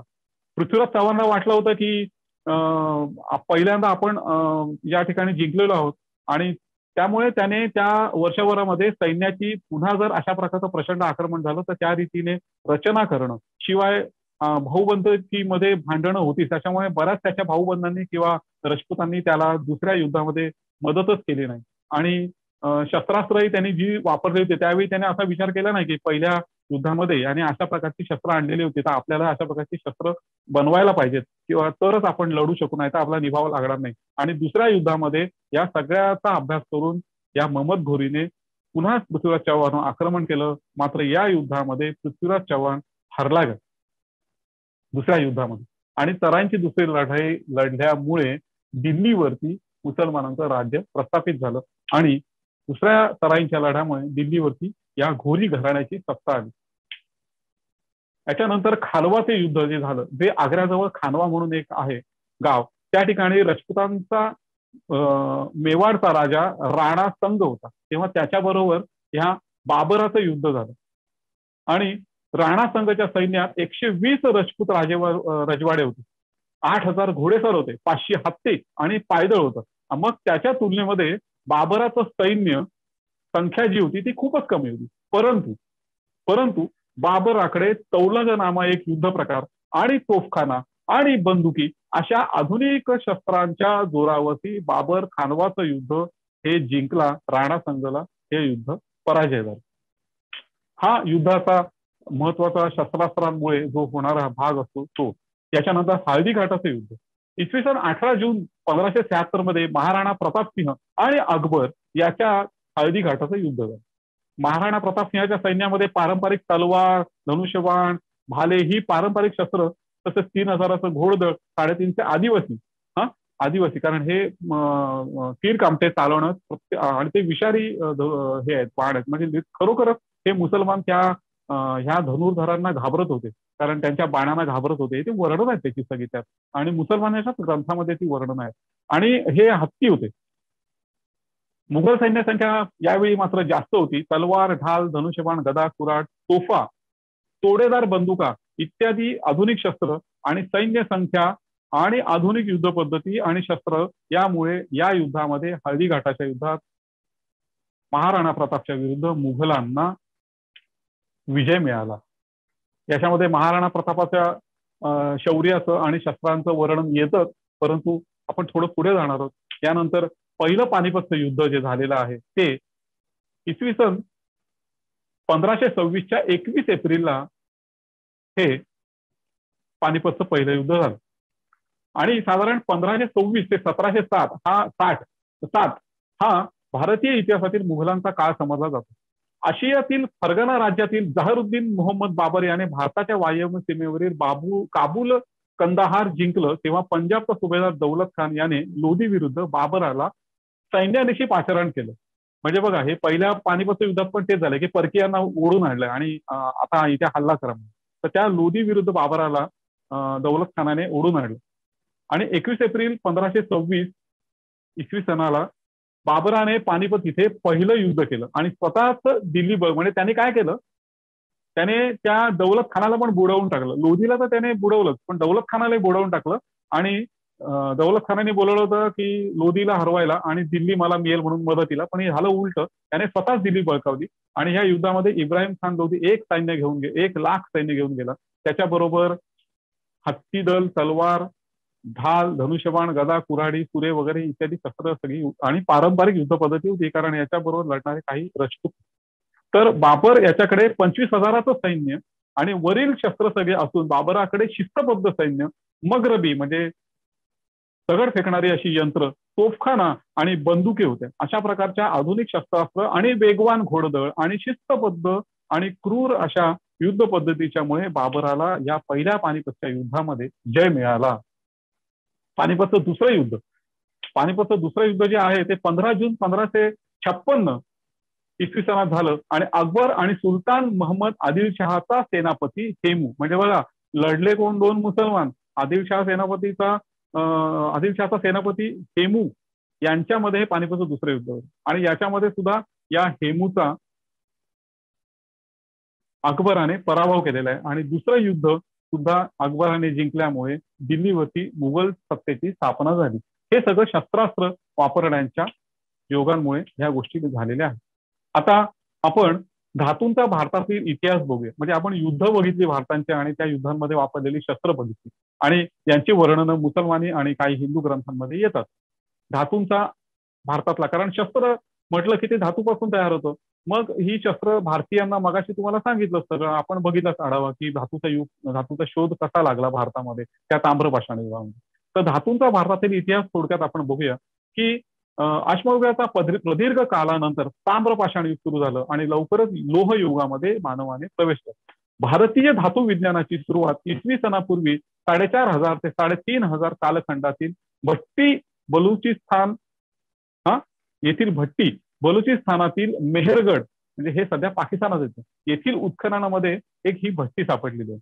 त्याच्यामध्ये लोखंड म्हणजे खनिज वितळून लोखंड बनवलं अशा पद्धतीची त्याचं आयुष्य 3,500-4,500 वर्षापूर्वी आणि हे मेहरगड त्या काळामध्ये भारतातच होतं म्हणजे तो भारताचाच भाग होता. आणि सिंधू संस्कृतीतील मोहेंजोदडो आणि हडप्पा येथील उत्खननामध्ये सापडलेल्या वस्तूंवरून त्या लोकांना तांब, कास, कथील, सोनं, चांदी आणि शिस या धातूंचा वापर आणि संमिश्र धातूबद्दल ज्ञान होतं हे याचे पुरावे मिळालेले. धातूंचा ऋग्वेदातील उल्लेख आपण पाहू कारण सिंधू संस्कृतीनंतर ऋग्वेदाचा काळ आपण म्हटलं आहे मागच्या स्लाइडमध्ये आणि ऋग्वेदामध्ये हिरण्य म्हणजे सुवर्ण, रजत म्हणजे चांदी, आयस म्हणजे लोखंड या 3 धातूंचा उल्लेख अनेक ठिकाणी आलेला असून त्यावरील प्रयोगाचे वर्णनही येते. ऋग्वेदातील आयस धातूचे वर्णन या लोखंडास लागू पडते. म्हणजे बघा इंद्राच्या अश्वाचे पाय आयस धातूचे बनवलेले आहे. ऋग्वेदाच्या या ऋचांमध्ये याचं वर्णन येतं. धनुष्याचं वर्णन आयोमुख व आयोग्रया म्हणजे आयस म्हणजे लोखंडाचे टोक असलेले धनुष्य असं केलेलं आहे. त्याच्यानंतर असे हे रुच आहेत त्यांच्यामधले ही वर्णन मी फक्त अर्थ सांगतोय. इंद्रास आयस ची नख असलेला आयसची नख म्हणजे लोखंडाची नख असलेला म्हणजे थोडक्यात आहे ना हे वाघनखासारखं असं काहीतरी असावं या शब्दांनी वर्णन केलेलं आहे. आयस धातूच्या दुसरंही अजून एक वर्णन आहे त्या श्लोकांमध्ये संस्कृतमध्ये. आयस धातूच्या मी त्याचा अर्थ सांगतोय फक्त. आयस धातूच्या ठोकून ठोकून बनविलेली भांडी ज्याच्यामध्ये सोमरस प्रवेश करतो. शिवाय अशाच ठोकून ठोकून बनवलेल्या कढयांमध्ये गाईचं दूध तापविण्याकरता उपयोग करतात किंवा करीत असे हे ऋचांमध्ये आलेले उल्लेख आहेत. मग वरील या सगळ्या वर्णनावरून आयस धातू कठीण, कणखर, तीक्ष्ण आणि घनवर्धनीय म्हणजे ठोकून ठोकून त्याचं पत्रासारखा वर्धनीयता ज्याला म्हणतो ते बनवता येतं असं निष्पन्न होतं. म्हणून आयस म्हणजे लोखंड म्हणजे ऋग्वेद काळी लोखंडाची माहिती आम्हा भारतीयांना होती आणि अशा लोखंडापासून आम्ही शस्त्र बनवत होतो हा ऋग्वेद काळून सगळ्यात जुना लोखंड माहीत असलेल्याचा उल्लेख. आता आपण आणखी बघू की ह्याचे अवशेष कुठे आम्हाला बघायला मिळतात प्राचीन भारत काळामध्ये. तर प्राचीन भारतीयांना घडीव लोखंडाचे तंत्रज्ञान अवगत होते हे ऋग्वेदात सांगितलं पण आम्हाला असं लोखंड कुठे आहे तर ते दाखवतो तुम्हाला. दिल्ली येथील लोहस्तंभ सगळ्यांना प्रसिद्ध आहे. इसवी सनाच्या 402 चंद्रगुप्त दुसरा म्हणजे विक्रमादित्य उदयगिरीच्या ठिकाणी त्यांनी विष्णुपदगिरी म्हणून विष्णूचं एक मंदिर स्थान होतं त्या ठिकाणी त्याने स्तंभ उभारला. त्याला दीपस्तंभ किंवा पूर्वी म्हणत होते असा स्तंभ उभारला. हा स्तंभ लोहापासून बनलेला आहे म्हणजे इसवी सनाच्या 4थ्या शतकामध्ये भारतीयांनी बनवलेला हा लोहस्तंभ आज दिल्लीमध्ये त्या कुतुब मिनारच्या तिथे हा उभा आहे आणि तो लोहस्तंभ अख्ख्या जगातले लोक तिथे बघायला जातात. हा लोहस्तंभ पाऊस ऊन वारा आज 4थ्या शतक म्हणजे कित्येक वर्ष झाली 1500 वर्षांपेक्षा जास्त तो गंजत नाही काही त्याला होत नाही तो जसाच्या तसा आहे. अशा प्रकारचं लोखंड बनवण्याची प्रक्रिया तंत्रज्ञान भारतीयांना माहीत होतं याचा हा पुरावा. तसंच कोणाचं सूर्यमंदिर जे बांधलेलं आहे त्याच्याकरता लोखंडी तुळ्यांचा वापर केलेला आहे. इसवी सनाचे 1238व्या वर्षी नरसिंहदेव या गंग वंशाच्या राजाने ओडिसामध्ये हे कोणार्क सूर्यमंदिर बांधलं. त्या मंदिराच्या जवळ ह्या तुळ्या पडलेल्या आहेत त्या आपण बघू शकतो. तसंच धार येथील लोहस्तंभ धार या ठिकाणी जो भोज माळव्यामध्ये भोज राजा भोज याच्या काळातल्या माळवामधल्या इथे इसवी सनाच्या 1010च्या काळातल्या अशाच लोहाच्या प्रचंड मोठ्या तुळया तिथे पडलेल्या आहेत. आजही आपण त्या जाऊन बघू शकतो. याचा अर्थ हे लोखंड प्रत्यक्ष आम्हाला उपलब्ध झालेलं आहे. भौतिकरित्या आम्ही ते बघू शकतो त्याच्यावर प्रयोग झालेले आहेत. तर हे लोखंड भारतीयांना माहीत असलेलं हे शतकांपूर्वीचे हे स्पष्ट पुरावे. भारतीय पोलादाचं महत्व हे अतिशय आहे. आता आपण बघितलं की हे पोलादच आहे प्रकारचं तो लोहस्तंभ आहे तो पोलादी आहे तो गंजत नाही. आज 1000 वर्ष त्याच्यावरती ऊन वारा पाऊस याचा काहीच त्याचा परिणाम होत नाही. तो तसा तसा उभा आहे. जगातलं मोठं आश्चर्य. अशा प्रकारचं काय लोखंड बनवलं काय त्याच्यामध्ये रसायन केलं तयार भारतीयांनी.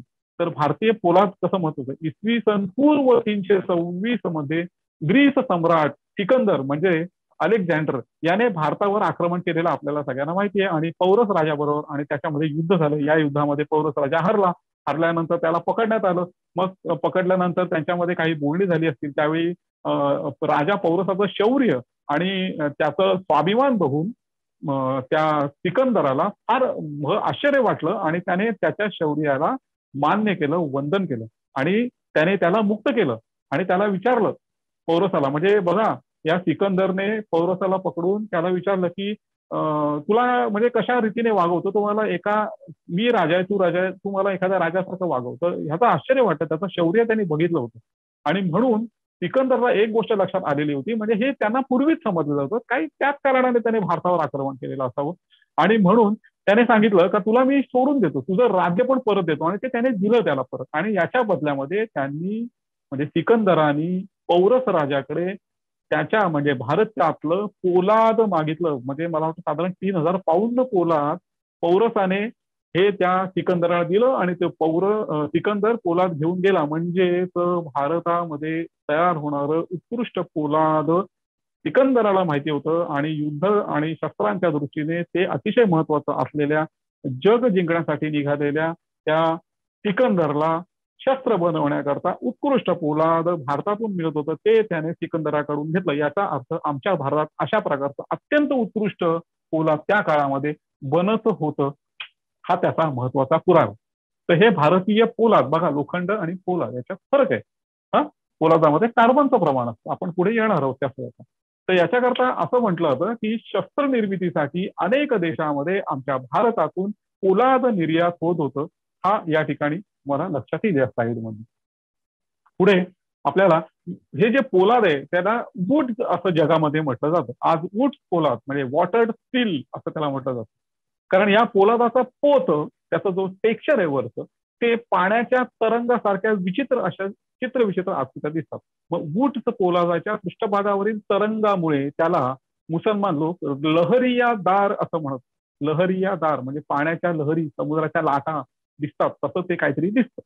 मग अलेक्झांडर, हिरोटोडस, प्लिनी, अल बिरुनी, फक्र-ई मुदब्बिर हे भारतीय तलवारी उत्कृष्ट असल्याचे सांगतात. म्हणजे अलेक्झांडर पासून हे जे काही अल बिरुनी पासून जे काही भारतामध्ये येऊन गेले ते लोक ह्याचं वर्णन करतात. भारतीय पोलाद आणि भारतीय तलवारी ह्या अत्यंत उत्कृष्ट आहेत. आणि अशा वूडचे पोलादाचे गोळे हे दक्षिण भारतामध्ये बनवले जात होते. मध्य पूर्वेकडील देशात, युरोप आणि चीनमध्ये आपल्या भारतातून हे वूडचं पोलाद निर्यात होत होतं. सिरियाची राजधानी दमास्कस येथे लोहार तलवारीची पाती तयार करीत आणि युरोपामध्ये ती विकीत. ही पाती इतकी धारदार असत की त्यावर केस पडला तरी त्याचे 2 तुकडे होत असे असं वर्णन आहे. असं त्यावेळी त्याची ख्याती आहे. हे पातं जर अंमलामध्ये बुडवलं तर त्यामध्ये रेषांचे जाळे येतात आणि या पोलादापासून चिलखत, चिरस्त्राण आणि ढाली बनवल्या जातात. भारतावरील सतत मुसलमानी आक्रमण, 17व्या शतकामधील युरोपियन सत्तांचं आक्रमण आणि याच्यामुळे हे इथे पोलाद निर्मितीचं तंत्रज्ञान आपलं थांबलं, हरपलं. हे वूडचं पोलादाचं रहस्य काय आहे ते थोडक्यात सांगून घेतो की खनिज म्हणजे लोखंडाचं खनिज आणि कार्बन हे भट्टीमध्ये तापवून कमाल तापमानाला वितळवून त्यापासून वूडचं नावाचं असं पोलादाचे गोळे बनतात. आणि ह्या गोळ्यापासून नंतर ही अशी तलवारींची पाती किंवा ब्लेड्स बनवली जातात. वूडचं पोलादाची निर्मिती आहे ही दक्षिण भारतात हे पोलाद होतं हे मी तुम्हाला सांगितलं. आता वूडचं हा शब्द आला कसा, फार महत्वाचा आहे बघा ह्या गोष्टी. हा शस्त्रांचा आणि धातूंचा इतिहास आपल्यासाठी खूप महत्वाचा आहे. दक्षिण भारतीय भाषेतील अपभ्रंश झालेला हा शब्द आहे वूडचा शब्द. म्हणजे बघा तमिळमध्ये उरुक्कू असा एक शब्द आहे. या पोलादाला उरुक्कू किंवा उरुक्की असा एक शब्द आहे. कानडीमध्ये याच पोलादाला उक्क अथवा उरुक्कू, उक्कू असं मल्याळम भाषेमध्ये सुद्धा म्हणतात. आणि या शब्दांचा अर्थ अत्यंत कठीण असं पोलाद. आता ह्या उरुक्कू, उक्कू शब्दाला हे युरोपियन लोक त्यांच्या भाषेत किंवा त्यांच्या उच्चारांमध्ये वूड्स असं म्हणायला लागले आणि म्हणून त्याचं नाव वूड्स हे जगभर फेमस झालं. यावरून इसवी सनापूर्वी 500 वर्ष भारतात उत्कृष्ट पोलाद बनत असे आणि जगभर ते आयात होत असे. जगभर हे ऊर्ज म्हणून प्रसिद्ध झालेलं आहे. ऊर्ज पोलाद हे तंत्रज्ञान हैदराबाद जवळ कोण समुद्रम, सालेम, मलबार आणि गोवळकोंडा येथे विकसित झालं. येथील लोहाच्या खाणींमुळे विशिष्ट प्रकारचे खनिज भरपूर उपलब्ध होते. या व्यतिरिक्त जयपूर, ग्वाल्हेर, वाराणसी, राजस्थान, लाहोर, आग्रा इत्यादी ठिकाणी ऊर्ज पोलादाचे उत्पादन आणि शस्त्र निर्मितीचे कारखाने होते. अनेक मुसलमानी आणि हिंदू ग्रंथांमध्ये याची वर्णनं आली आहेत. परदेशी जे येऊन गेले आपल्या इथे प्रवासी त्यांनी सुद्धा याची वर्णनं केलेली आहेत. महाराष्ट्रामध्ये कोल्हापूर आणि सोलापूर आणि बेळगावच्या जवळ अशा शस्त्र निर्मिती होत होती. अशा पद्धतीचं हे ऊर्जचं तंत्रज्ञान होतं. आता आपण येऊया शिवकालीन शस्त्रास्त्र. कारण आपण प्राचीन भारतातली शस्त्र बघितली, पारंपरिक शस्त्र बघितली, त्याच्यानंतर मुसलमानांचं आक्रमण झालं ते बघितलं, त्याच्यानंतर ही शस्त्र ज्या धातूपासून बनवतात तो अत्यंत मौल्यवान असा पोलाद धातू, कारण ते शस्त्र तुटलं नाही पाहिजे, ते लवचिक असायला पाहिजे, ते हलकं असायला पाहिजे, असे जे शस्त्राच्या धातू करता असलेले गुण, असं गुण असलेले पोलाद, या पोलादाची निर्मिती भारतामध्ये निर्माण केले जात होते. आणि कशा पद्धतीने होतं त्याचं नाव परदेशात जाऊन ऊर्ज कसं झालं हे आपण बघितलं. शिवकालातील शस्त्र जी आता उपलब्ध आहेत, माझ्या संग्रहात जवळजवळ 500च्या आसपास शस्त्र आहेत. अनेक खाजगी संग्रहांकडे शस्त्र आहेत, अनेक संग्रहालयांमधून शस्त्र आहेत, अनेक शिवकालीन ऐतिहासिक घराण्यांमध्ये सुद्धा काही शस्त्रांचं जतन केलेलं आहे. ही सगळी शस्त्र या अत्यंत मौल्यवान अशा पोलादापासून बनवलेली आहेत आणि हे पोलाद भारतात तयार होतं हे आपण पाहिलं. आता शिवकालीन शस्त्र आपण बघू. आपला जो मुख्य विषय आहे तो मुसलमानी सत्ता इसवी सन 1311 ते 16व्या शतकाच्या मध्यापर्यंत, दक्षिणेमध्ये इसवी सन 1707 पर्यंत, 16व्या शतकात मध्यापर्यंत दक्षिणेत आणि इसवी सन 1707 पर्यंत उत्तर भारतावर. कारण 1707 ला औरंगजेब मेलेला आहे आणि त्याच्यानंतर मुघल साम्राज्य संपलेलं आहे. औरंगजेबाचं साम्राज्य, त्याच्या मृत्यू इसवी सन 1707 पर्यंत उत्तर भारतावर होतं. यानंतर मराठ्यांचं राज्य वाढत वाढत जाऊन भारतावर ते प्रस्थापित झालं. ते इसवी सन 1818 पर्यंत नांदलं. इसवी सनाच्या 1818 मध्ये इंग्रजांना मराठ्यांशी युद्ध करून भारतावर सत्ता प्रस्थापित करावी लागलेली आहे. आणि त्यावेळी सुद्धा मराठ्यांकडे पारंपरिक शस्त्र होती, परंतु ह्या इंग्रजांनी तोफा, बंदुका अत्यंत आधुनिक पद्धतीच्या आणून त्यांनी मराठ्यांवर मात केलेली आहे. शस्त्रांच्या मुळे ते जिंकलेले आहेत. म्हणजे केवळ शस्त्रांमुळे होत नाही, परंतु जिंकण्याचा हा एक त्याचा विचार आहे की शस्त्रांमुळे सुद्धा, कारण आधुनिक आणि अत्यंत उत्कृष्ट अशी शस्त्र ज्याच्याकडे असेल त्याच्याकडे जय किंवा विजयाचं पारडं हे झुकतं. हा सुद्धा एक युद्धशास्त्राचा नियम आहे, हा आपण विसरून चालत नाही. तर शिवकालीन शस्त्र आपण पाहताना आता कोणती कोणती शस्त्र ते आपण बघूया. आता ह्या चित्रामध्ये तुम्हाला अनेक प्रकारची शस्त्र दिसतात. आपण ह्या सगळ्या शस्त्रांची माहिती, एक एक शस्त्राची माहिती त्याच्या फोटोंचं घेणार. शिवकालीन शस्त्रास्त्र, फारसी ग्रंथ ऐने अकबरी, त्याच्यामध्ये काही चित्र आहेत. हा अकबराच्या काळातला आहे, अबुल फजल याने लिहिलेला. तसंच बाबरनामा, याच्यामध्ये काही ग्रंथात लिहिलेले आणि चित्र आहेत. त्यांची ती चरित्र आहेत, बाबराचं चरित्र आणि त्या अकबराचं चरित्र, ते चरित्र ग्रंथ आहेत. त्या ग्रंथकारांनी केलेली ती चित्रांकित केलेली आहेत. त्याच्यामध्ये युद्ध आणि त्या सैनिकांची चित्र आहेत, मग त्याच्यामध्ये शस्त्रांची चित्र आहेत. त्याच्यातून अनेक गोष्टींचा अभ्यास करता येतो. आपल्या शस्त्रांचा अभ्यास त्याच्यातूनच होतो. तसंच शिवकाळामध्ये राजकोष निर्माण केलेला आहे शिवाजी महाराजांनी. आपण येऊ त्याच्याकडे. शिवभारत, सभासद बखर, चित्रगुप्त बखर याच्यामध्ये युद्ध प्रसंग आणि त्याच्यामध्ये वापरलेली शस्त्रास्त्र याचं इत्यंभूत वर्णन येतं. मध्ययुगातील लघुचित्र पाहिली की त्याच्यातून शस्त्रांचं दर्शन होतं. नाणी आणि त्यावरील अंकित असलेली शस्त्र, यावरून शस्त्रांची माहिती होती. मूर्ती आणि वीरगळी याच्यावर अंकित असलेली, शिल्पांकित केलेली जी शस्त्र आहेत त्याच्यावरून समकालीन शस्त्र कोणत्या पद्धतीची होती, तत्कालीन शस्त्र कोणत्या पद्धतीची होती याची माहिती मिळते. आता आपण प्राचीन भारतीय शस्त्रांच्या नंतर शिवकालीन शस्त्रांकडे येऊ. आता खड्ग हे प्राचीन भारतीय शस्त्र आहे. सरळ तलवार, मगाशी जशी मूर्ती तुम्हाला दाखवली होती तशाच पद्धतीची इथे एक मध्ययुगातली मूर्ती शंकराची, गजासुराचा वध करताना त्या शंकराकडे अनेक प्रकारची आयुध आहेत. जे लाल रंगाच्या गोलामध्ये दाखवलेलं आहे ते शस्त्र म्हणजे खांडा. हे खड्ग, खड्गाला मराठीमध्ये आपण खांडा म्हणतो, त्या पद्धतीचा हा खांडा. हा टोकाकडे इतर तलवारींसारखा निमुळता किंवा टोकदार न होता तो माशाच्या शेपटीप्रमाणे रुंद होत जातो. एक घाव दोन तुकडे, हा जो प्रकार आहे तो खांडा या तलवारीने करता येतो. याची मूठ हिंदू पद्धतीची वैशिष्ट्यपूर्ण अशी मूठ आहे. आणि अशा पद्धतीच्या मुठी या प्राचीन मंदिरातील मूर्तींच्या हातातील शस्त्रांवरून शस्त्र कशा रीतीची होती त्याची वर्णनं आपल्याला करता येतात, बघता येतात. आणि हे शस्त्र कसे होतं ते आपण कळू शकतो. या खडगाचं आधुनिक रूप म्हणजे आमची धोप नावाची तलवार. आपण ती पुढे बघूया कशी आहे ती. तर धोप तलवार आपण बघतोय, हिला मराठा तलवार असं म्हणतात. शिवछत्रपतींच्या ज्ञात तलवारी याच प्रकारच्या आहेत. तसेच शिवकालीन सरदार आणि मावळ्यांच्या उपलब्ध तलवारी अशाच प्रकारच्या असल्याचे आढळते. म्हणून या तलवारींना मराठा तलवार म्हणायचे. या तलवारीचं पातं बहुधा परदेशी बनावटीचं असतं. 40 ते 50 इंच लांबीची ही पाती हलकी, कठीण, लवचिक असतात. पात्यावर नाळ असते, टोकाला दुधारी पितळ असतो, गादी आतमध्ये गादी असते.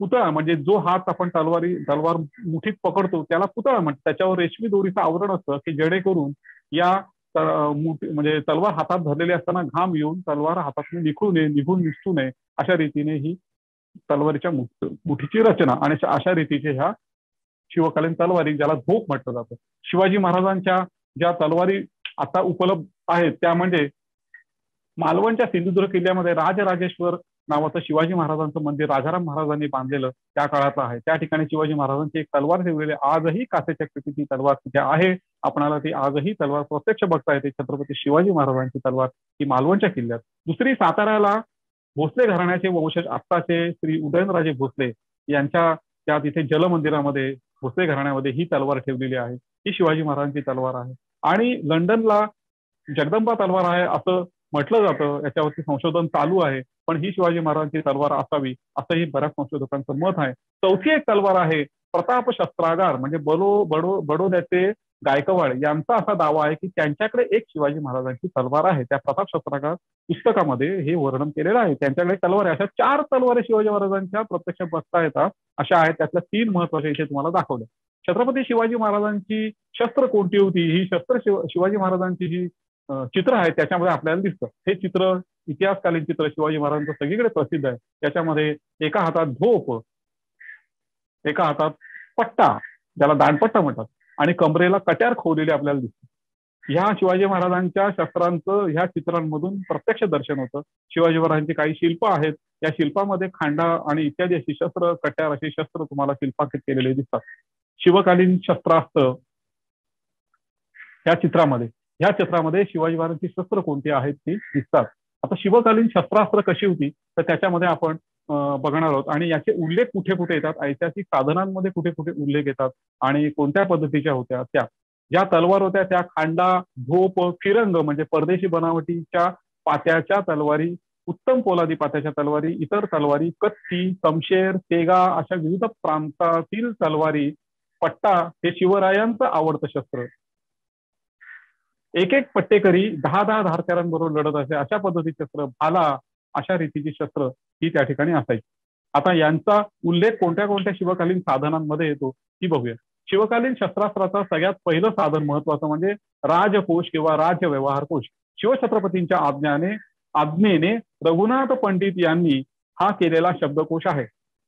परकीय भाषेतले शब्द मराठी भाषेत घुसलेले होते आणि मराठी भाषा अशुद्ध झाली होती. ते परकीय भाषेतले यवनी शब्द काढून टाकण्याकरता त्या यवनी शब्दांच्या जागी मराठी किंवा संस्कृत प्रचूर मराठी शब्द योजण्याकरता हा शब्दकोश तयार करण्यात आला होता. या शब्दकोशामध्ये 10 वर्ग आहेत म्हणजे 10 विभाग आहेत. याच्यामध्ये राजवर्ग, कार्यस्थान वर्ग, भोग्य वर्ग असे ते वर्ग आहेत. त्याच्यामधला महत्वाचा वर्ग शस्त्रवर्ग. शस्त्रवर्गामध्ये एकूण 20 संस्कृत श्लोक आहेत आणि 20 संस्कृत श्लोकांमध्ये जवळजवळ शस्त्रांचे 80 शब्द नाव निशिवा त्याच्यामध्ये नोंद आहेत. मग त्याच्यामध्ये अंतरा, करडा परस, खजाना, गादी, गांजा, दस्तनी, परस, तेहनाल, मेहनाल, मुसुमा अशी तलवारीच्या निरनिराळ्या अंगांची नावं, शस्त्रास्त्र आणि युद्ध या संबंधित फारसी शब्दांना अस्सल मराठी किंवा संस्कृत प्रचूर मराठी शब्दांचा व्यवस्थित उल्लेख आहे. त्यावरून शिवकालीन शस्त्रांची नावं आपल्याला लक्षात येतात. ही ती काही शस्त्र आहेत. पट्टा, धोप, फिरंग म्हणजे खांडा आताच आपण बघितला, गुरगुज, तलवार, वक्रधोप, पदाती कुंत, अश्वकुंत आपण सगळी ही शस्त्र बघणार आहोत. परमानंदाच्या शिवभारतामध्ये सुद्धा या शस्त्रांचा उल्लेख आहे. त्याच्यामध्ये एक श्लोक आहे 57, 58, 59 क्रमांकाचा जो श्लोक आहे त्याच्यामध्ये पाश, भाले, तलवारी, पट्टे, फरशी, मुदगर, परिघ, त्रिशूळ, तोमर, रवीसारखं म्हणजे गुर्ज, गदा, शक्ती, धनुष्य, बाणांचे भाते, ढाली, चक्र, सूर्या, कट्यारी, कवचे, शिरस्त्राणे, चांबड्याचे हातमोजे, पंजे, तोफा इत्यादी शस्त्रांचं वर्णन ह्या परमानंदाच्या शिवभारतामध्ये येतं. परमानंदाचं शिवभारत हे समकालीन असल्यामुळे ते फार महत्वाचं आहे आणि म्हणून त्यातली शस्त्र वर्णनं ही महत्वाची मानली जातात. तसंच शिवभारताच्या 10व्या अध्यायात 35, 36, 34, 38 ह्या श्लोकामध्ये बाल शिवाजी शस्त्रविद्या शिकले त्याबद्दल वर्णन आलेलं आहे. धनुर्वेद शिवाजी महाराजांनी धनुर्वेद शिकलाय. अश्वारोहण, गजारोहण, तलवार, धनुष्यविद्या, चक्रफेक, भालाफेक, पट्टा, शक्ती, युद्ध, बाहुयुद्ध आणि इतर अनेक विद्यांमध्ये ते प्रवीण होऊन त्यांनी गुरूंस मोठे यश दिले असं त्या शिवभारताच्या श्लोकात म्हटलेलं आहे. तसंच 22व्या अध्यायामध्ये 57 ते 60 क्रमांकाच्या श्लोकामध्ये अफझल खान वधाप्रसंगी युद्धभूमीच्या वर्णनात शस्त्रांचे वर्णन येते. सभासद बकरीमध्ये सुद्धा शस्त्रांची वर्णन आलेली आहेत. या बकरीत अनेक युद्ध प्रसंगांचं वर्णन केलेलं आहे. त्या अनुषंगाने शिवकाळात प्रचलित असलेल्या शस्त्रांचे उल्लेख येतात. अफजल खान वध प्रकरणी शिवाजी महाराजांनी वाघनक आणि जितवा हे गुप्त शस्त्र वापरलेलं आपण पाहतो. सय्यद बंडाने शिवाजी महाराजांवर पट्ट्याचा वार केला आणि तेवढ्यात जिवा महाला तिथे आला आणि त्याच्या स्वतःकडच्या फिरंगेने त्यांनी सय्यद बंडाचा हात वरच्या वरच तोडून टाकला आणि त्याच्यामुळे महाराजांवर वार होऊ शकला नाही. आणि याच्यामध्ये प्रतापगडच्या लढाईत झालेल्या सैन्याकडे कोणती शस्त्रास्त्र होती? बंदुकी, आड हत्यारी, सांगा, बर्चीवाले, दुराटीवाले, कुराठीवाले, रोसेकर, हिलगेवार, बाजे हातचे, इटेकरी, तुलवे, तिरंदाज, छडीवाले अशी शस्त्रांची नावं येतात. तर अशा रीतीची ही शस्त्रांची नावं. शिवाजी महाराजांचा पट्टा जे चित्रगुप्ताची बखर म्हणून आहे त्याच्यामध्ये शिवाजी महाराजांच्या शस्त्रांची तर नावच आलेली आहेत. शिवाजी महाराजांच्या पट्ट्याचं नाव आहे यशवंत, एका तलवारीचं नाव आहे भवानी, एका तलवारीचं नाव आहे तुळजा फिरंग, एका तलवारीचं नाव आहे जगदंबा तलवार आणि गुर्जाचं नाव आहे शंभू प्रसाद. ही शिवाजी महाराजांच्या शस्त्रांची नावं. अतिशय महत्वाचं असं ही ऐतिहासिक साधनांमधील शिवाजी महाराजांच्या शिवकाळातल्या शस्त्रांचं वर्णन येतं. तिलखट, ढाल, दस्तान अशा पद्धतीची सुद्धा संरक्षणासाठी असलेली अस्त्र या शिवकाळात निर्माण झाली. तलवारीच्या खणखणाटातूनच राष्ट्र उदय पावतात अशी ही शस्त्र कोणती आहेत? तलवारीचा खणखणाट करणारी ही शस्त्र कोणती आहेत ती बघूया आता आपण शिवकाळातली. ही जी इथे ज्या ह्या शस्त्रास्त्रांचा जो काही सगळा संग्रह आहे त्याच्यामध्ये अत्यंत प्रभावी असं शस्त्र म्हणजे तलवार. याच्यामध्ये खांडा, झोप, फिरंग, किरस, पट्टापान, बाणा, पट्टा, कत्ती, शमशेर, सुषण पत्ता, यात घन, खैबर अशा निरनिराळ्या पद्धतीच्या तलवारी येतात. ह्या तलवारीचे फोटो पहा, तुम्हाला इथे बघायला मिळतात. त्याच्यामध्ये काही तलवारी ह्या भारतीय आहेत, काही तलवारी ह्या पर्शियन आहेत आणि काही इंडो पर्शियन म्हणजे मुसलमान हे पर्शियातनं आलेत आणि म्हणून पर्शियन संस्कृती खरी त्यांनी आणली आणि त्या पर्शियन पद्धतीच्या तलवारी आणि भारतीय पद्धतीच्या तलवारी आणि त्याचे कारागीर यांनी या दोन्ही गोष्टीचा मेळ करून काही तलवारी निर्माण केल्या. त्याला इंडो पर्शियन असं म्हणतात. म्हणजे सरमिसळ मगाशी मी तुम्हाला सांगितली ती. आता आपण जरा थोडं धावता आढावा घेणार आहोत की तलवारीच्या मुठींची भाग जसं शरीराला अवयव असतात तसे तलवारीला अवयव असतात. मुठीला नखा, परज, ठोला, मुसुमा, पुतळा, कटोरी, कंगणी, गांजा, पोटी, बत्तासा, आतमध्ये गादी. मगाशी तुम्हाला वर्णन केलं मुठीचं, ती ही मराठा मूठ आणि तिचं पातं. त्या पात्याला एका साईडला धार, मागे पाठ, तिच्यावरती 2 नाळा असतात. पुढचा जो दुधारी भाग आहे तो पिपळा म्हणतात त्याला. त्याच्या पुढे टोक आणि नोक. तलवारीच्या मुठी जवळचा जो भाग असतो त्याला खजाना आणि तलवारीच्या मुठीच्या आत जो तलवारीच्या पात्याचा भाग जातो त्याला दुमाला असं म्हणतात. ह्या 2 प्रकारच्या मुठी मी तुम्हाला दाखवल्या, मराठा मूठ आणि ही साधारण याला भारतीय मूठ असं म्हटलं जातं, या पद्धतीच्या मुठी. तर ह्या भारतीय तलवारींच्या मुठी त्याच्यामध्ये बघा नखा, परज, बोटाचं संरक्षण करायला, बत्तासा, कंगडी, कडी, मोगरा, कंठी. कंठी म्हणजे जसं आपल्या कंठामध्ये एखादी माळ असते तशी ती कंठी तिथे असते कोरलेली त्या मुठीवरती. त्याच्यानंतर पुतळा म्हणजे मुठीचा जो भाग मुठीत पकडतो त्याला पुतळा म्हणतो. जनेऊ म्हणजे हिंदू लोक त्यांच्या तलवारींच्या मुठींवरती जानव्यासारखा भाग करून घेत असतात म्हणून त्याला जनेऊ असं म्हटलं जातं. चौक, ठोला, या ठोल्यामुळे सुद्धा हाताचं संरक्षण होतं. शत्रूच्या तलवारीचा निसटता वार या ठोल्यांमुळे अडवला जातो आणि म्हणून तो वार तर हातावर होत नाही. परज आणि बोटांचं संरक्षण ठोल्यांनी हाताच्या मुठीचं संरक्षण. अशा ह्या भारतीय मुठी अत्यंत वैशिष्ट्यपूर्ण आहेत. तसंच पाच तलवारीचं खाली जो दुमाला नावाचा भाग आहे तो तलवारीच्या मुठीत असतो. पिंपळाच्या लाखेने हे पातं ह्या तलवारीच्या मुठीत घट्ट बसवलं जातं. तलवारीच्या मुठीच्या नख्यांमध्ये खजाना येतो तलवारीच्या पात्याचा, आणि मग त्याच्यावरती ज्या खुणा किंवा जे काही अक्षरं कोरलेली असतात त्याला नक्षत्र किंवा नेत्र म्हणतात. धार आणि पाठ त्याच्यामध्ये असलेल्या रेषा, नाळ, पिपळा आणि टोक अशी ही तलवारींच्या भागांची नावं आहेत. हे पट्टा हे मराठ्यांचं अत्यंत आवडतं शस्त्र. दुधारी एक प्रकारची ही तलवारच त्याचे मूठ वैशिष्ट्यपूर्ण, हाताच्या कोपरापर्यंत हाताला संरक्षण देणारं, मुठीत हात घालून त्याची पुतळा आतमध्ये असते पकडून हा पट्टा पट्टेकरी पटाईत धारण करत असतो. शिवकाळामध्ये पटाईतांना फार महत्व आहे. महाराजांच्या सैन्यामध्ये पटाईतांची भरती असायची, कारण पट्टा हे शस्त्र घालणारा वापरणारा पटाईत 10 धारकऱ्यांबरोबर लढू शकत होतो. इतकी ताकद या पट्ट्याची आहे, या शस्त्राची. धारकरी म्हणजे ज्याला 5 शस्त्र खूप चांगल्या प्रकारे चालवता येतात त्याला धारकरी असं म्हणतात. अशा 10 धारकऱ्यांबरोबर आमचा एक पट्टेकरी लढतो, आणि हे शस्त्राचं महत्व महाराजांनी ओळखून सैन्यामध्ये पट्टाईतांचं जास्त भरणा केला, की एक पट्टेकरी 10 शत्रू बरोबर एका वेळी लढू शकेल. हे गणित होतं हे शस्त्र वापरण्यामध्ये. ढाल हे संरक्षणाचं शस्त्र आहे. हे चांबड्यापासून म्हणजे म्हशीचं कातडं, गेंड्याचं कातडं, हत्ती, उंट, म्हैस यांच्या कातड्यापासून ढाली बनवत असायच्या. धातूच्याही ढाली बनवल्या असायच्या. ब्रॉन्झच्या म्हणजे पंचधातूच्या पण धातू बनवलेल्या असायच्या. त्याच्यावर नक्षीकाम, सोन्याचं सुंदर नक्षीकाम केलेलं असायचं. कासवाच्या पाठीच्या क्वचित ह्या ढाली असायच्या. अशा पद्धतीच्या ढाली वापरत होत्या. त्याच्यानंतर महत्वाचं शस्त्र हे आता इथे बघा ढाल तुम्हाला दाखवले मी. त्याच्यानंतर महत्वाचं शस्त्र भाला, जे पारंपरिक सुद्धा आहे. भाला हे अनेक प्रकारचे आहेत. याच्यामध्ये अश्वकुंत म्हणजे घोडदळाचे भाले, गजकुंत म्हणजे हत्तीस्वाराचे भाले, आणि पदातिकुंत म्हणजे पायदळाचे भाले. हे मोठे पात्याचे आणि रुंद भाले असायचे, कारण पायदळाला हाताने चालताना दोन्ही हाताने भाला वापरताना हा भाला सहज वापरता येतो. भाला कापण्याकरता, भोसकण्याकरता वापरला जातो. हत्तीदळ आणि अश्वकुंत याला हत्ती आणि घोड्यावरून स्वार होऊन आपलं तोल सांभाळायचा असतो, भरधाव धावायचा असतो, आणि त्याचबरोबर हातात भाला पकडायचा असल्यामुळे हे भाले लहान पात्याचे, हलक्या पात्याचे आणि लांबीला जास्त असे असायचे, म्हणून हे असे प्रकार पडलेले आहेत. पुढचं शस्त्र आहे आपलं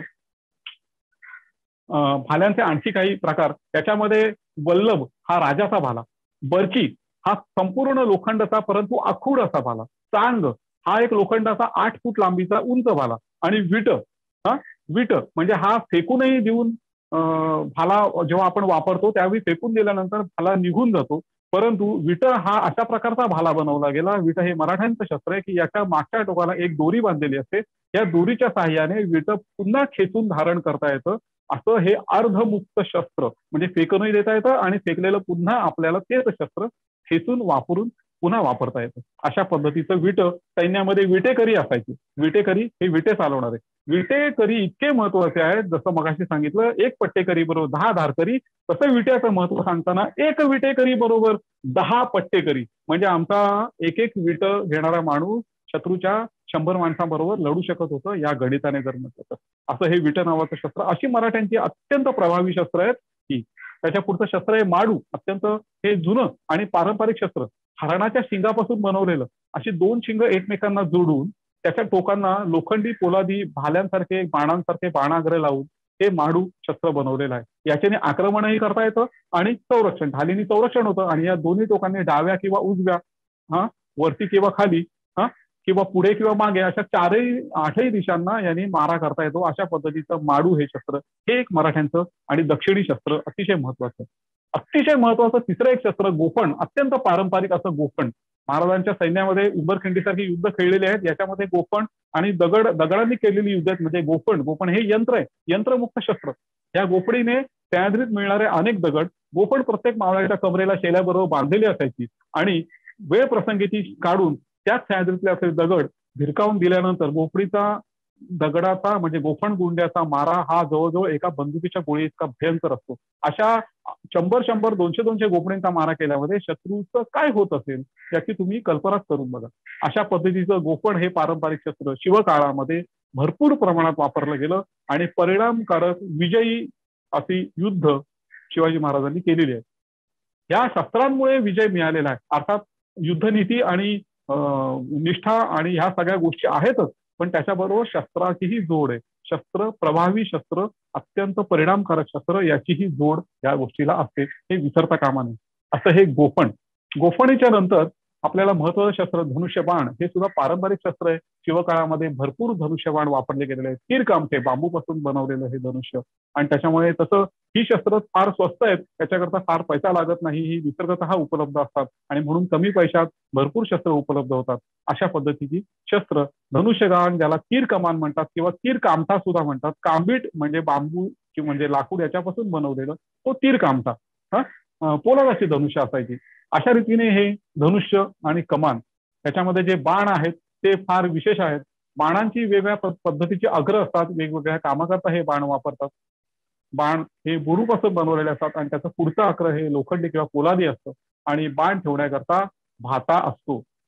असे हे बाण शिवकाळामध्ये भरपूर वापरलेले आहेत. त्याच्यामध्ये लोखंडी पोकळ नळीचे बाण असतात, त्यांना नाराच्य असं म्हणतात, आणि या बाणाच्या पोकळ नळ्यांमध्ये अग्निजन्य पदार्थ भरून ते पेटवून शत्रूवरती अग्निबाण सोडता येतात.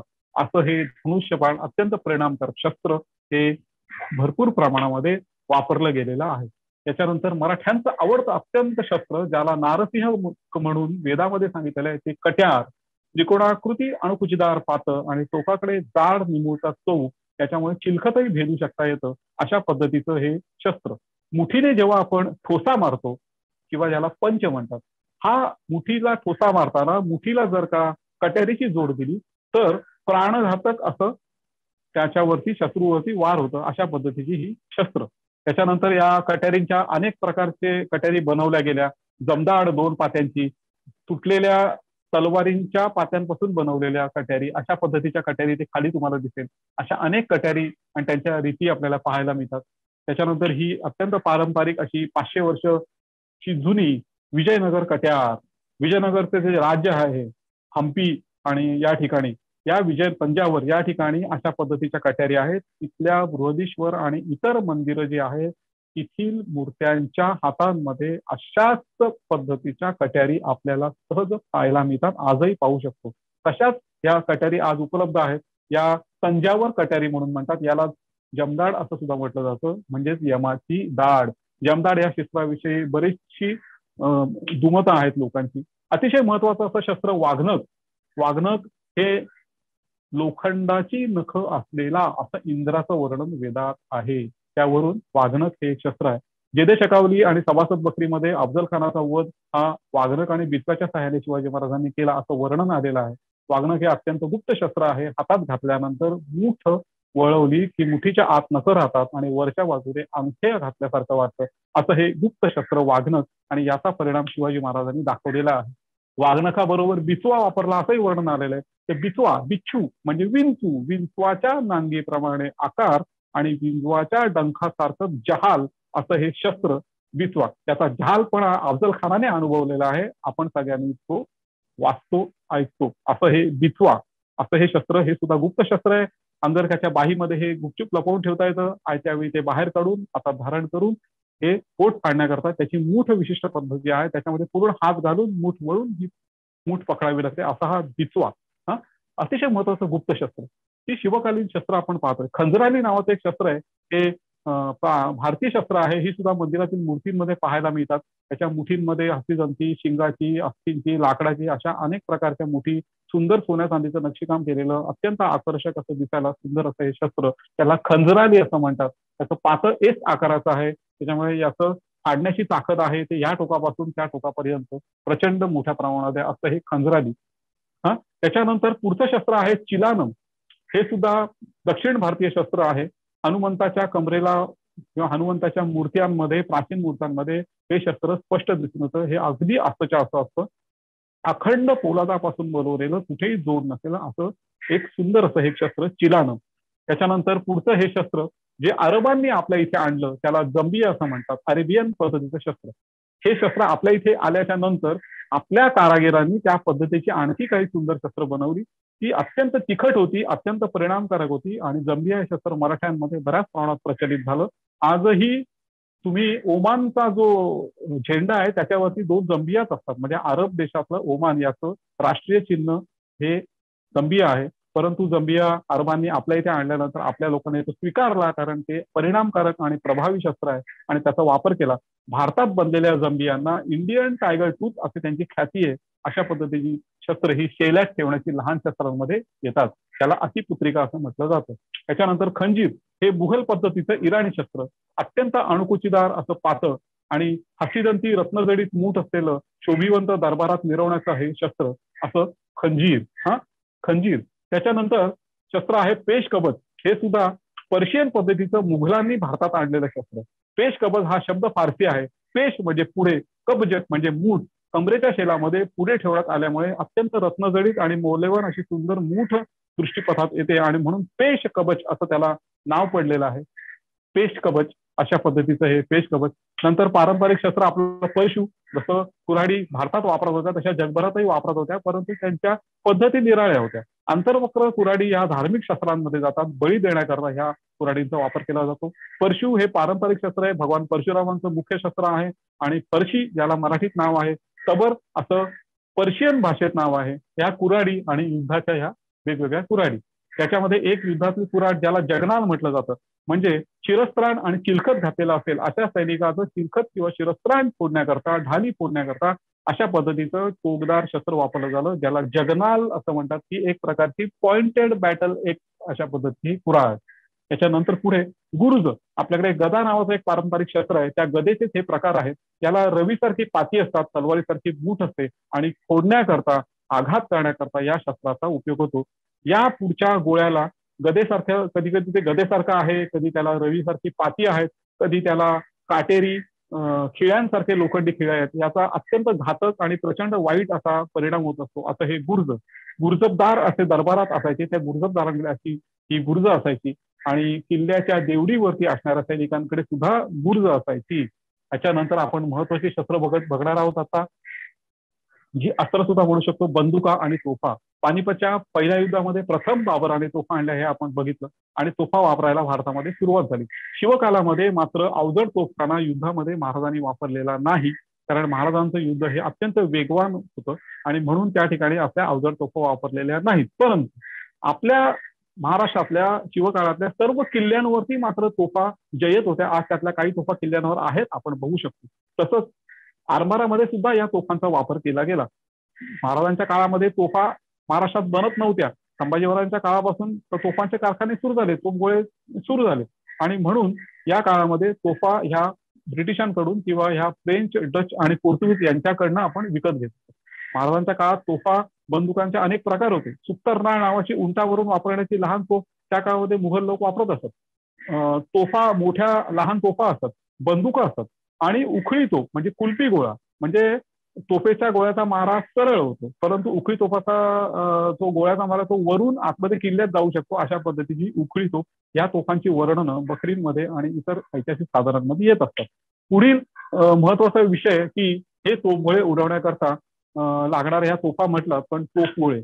आता तोफगोळे जे होते ते सुरुवातीच्या काळामध्ये ह्या पोर्तुगीज, इंग्रज, फ्रेंच, डच यांच्याकडनं विकत घेतले जायचे. लोखंडी तोफगोळे हे वेगवेगळ्या आकाराचे, वजनाचे असायचे. पूर्वी त्याला पाऊंडात 3 पाऊंडी, 4 पाऊंडी, 6 पाऊंडी, 2 पाऊंडी अशा पद्धतीचे हे तोफेचे गोळे असायचे आणि तोफांना पण त्याच पद्धतीने पुकारलं जायचं. ह्या लोखंडी तोफगोळ्यांची विकत घेणं हे थोडंसं महागच पडायचं आणि म्हणून मराठ्यांनी एक याच्यावरती उपाय काढला. सह्याद्रीतला असलेला जो अग्निजन्य खडक, हा जो दगड आहे, ह्या दगडापासून त्यांनी तोफेचे गोळे तयार केले आणि ह्या लोखंडी गोळ्याच्या जागी तोफ गोळे तयार करण्याची प्रवृत्ती ही मराठ्यांची आहे. हे अस्त्र मराठ्यांनी शोधलेलं आहे आणि ह्याचा प्रचंड परिणाम झालेला आहे आणि नंतर पुढच्या काळामध्ये दगडी तोफगोळ्यांचा प्रचंड वापर केलेला आहे. आजही कंधार वगैरे किल्ल्यांमध्ये प्रचंड तोफगोळे पडलेले आहेत. भरपूर 2000 तोफगोळे कमी किमान तिथे असतील. उदगीरच्या किल्ल्यात, औसाच्या किल्ल्यात, या सगळ्या किल्ल्यांमध्ये भरपूर तोफगोळे पडलेले आहेत. महाराष्ट्रातल्या अनेक किल्ल्यांमध्ये हे दगडी तोफगोळे बघायला मिळतात. दगडी तोफगोळे हे मराठ्यांनी बनवलेलं लोखंडी तोफगोळ्यांना पर्यायी असं अस्त्र होतं आणि ते परिणामकारक ठरलं. आजही दगडी तोफगोळे आपल्याला पाहायला मिळतात, अगदी माझ्या संग्रहात सुद्धा आहेत. त्याच्यानंतर याच्यातला एक स्फोटक गोळा, ज्याला कुल्फी गोळा म्हणतात, हा आतून पोकळ असतो. हे गोळे भरीव आहेत. या गोळ्यांनी दरवाजावर, तटबंदीवर, बुरुजावर किंवा बोटींवर मारा करून ते फोडल्या जातात, अनेक गोळ्यांचा मारा करून. आणि कुल्फी गोळा, हा कुल्फी गोळा मात्र पोकळ असतो आणि या पोकळ भागामध्ये शिसं शिशाच्या गोळ्या आणि लोखंडाचे तुकडे आणि स्फोटक दारू भरलेली असते आणि त्याला वात काढून हा बंद केला जातो. हा तोफगोळा तोफेनं उडवल्यानंतर हा पुढे जाऊन जेव्हा पडतो त्यावेळी तिथे त्याचा स्फोट होतो. या स्फोटामध्ये आजूबाजूच्या सैनिकांमध्ये अत्यंत विनाश होतो. त्या तोफगोळ्याचे तुकडे हे त्यांच्या शरीरात घुसतात. वितळलेल्या गोळ्या आणि आपली लोखंडाचे वितळलेले खिळे हे आजूबाजूच्या सैनिकाच्या शरीरात घुसतात आणि त्यांचा तत्काळ मृत्यू होतो. तोफेचा गोळा तोफेतून निघताना प्रचंड उष्णतेने तापलेला असल्यामुळे तो लालबुंद झालेला असतो. फुटल्यानंतर त्याचे हे लालबुंद झालेले तुकडे इतर ठिकाणी पडून गवताला आणि घरांना आणि आजूबाजूच्या परिसराला ते आग लावून टाकतात. इतकं घातक आणि विध्वंसक हे कुल्फीगोळा असं हे अस्त्र आहे जे शिवकाळात वापरात होतं. रायगडावरती अशा पद्धतीने भरपूर कुल्फी गोळे मिळालेले आहेत. अशा पद्धतीची ही शिवकालीन शस्त्र आपण बघितली आणि ह्या शिवकालीन शस्त्रांचा हा अभ्यास तुमच्या पुढे मी थोडक्यात मांडला आणि तुम्ही शांतपणाने ऐकला त्याबद्दल तुमचं आभार. काही शब्द चुकले असतील, काही थोडंफार माझं बोलण्यामध्ये काही मागे पुढे झालं असेल तर मला मोठ्या मनाने माफ करून तुम्ही हे जे काही मी तुमच्या समोर माझा अभ्यास थोडक्यात मांडला तो तुम्ही स्वीकाराल आणि त्याविषयी आपली मतं मला कळवाल अशी अपेक्षा करून मी आपली रजा घेतो. जय हिंद, जय महाराष्ट्र, छत्रपती शिवाजी महाराज की जय.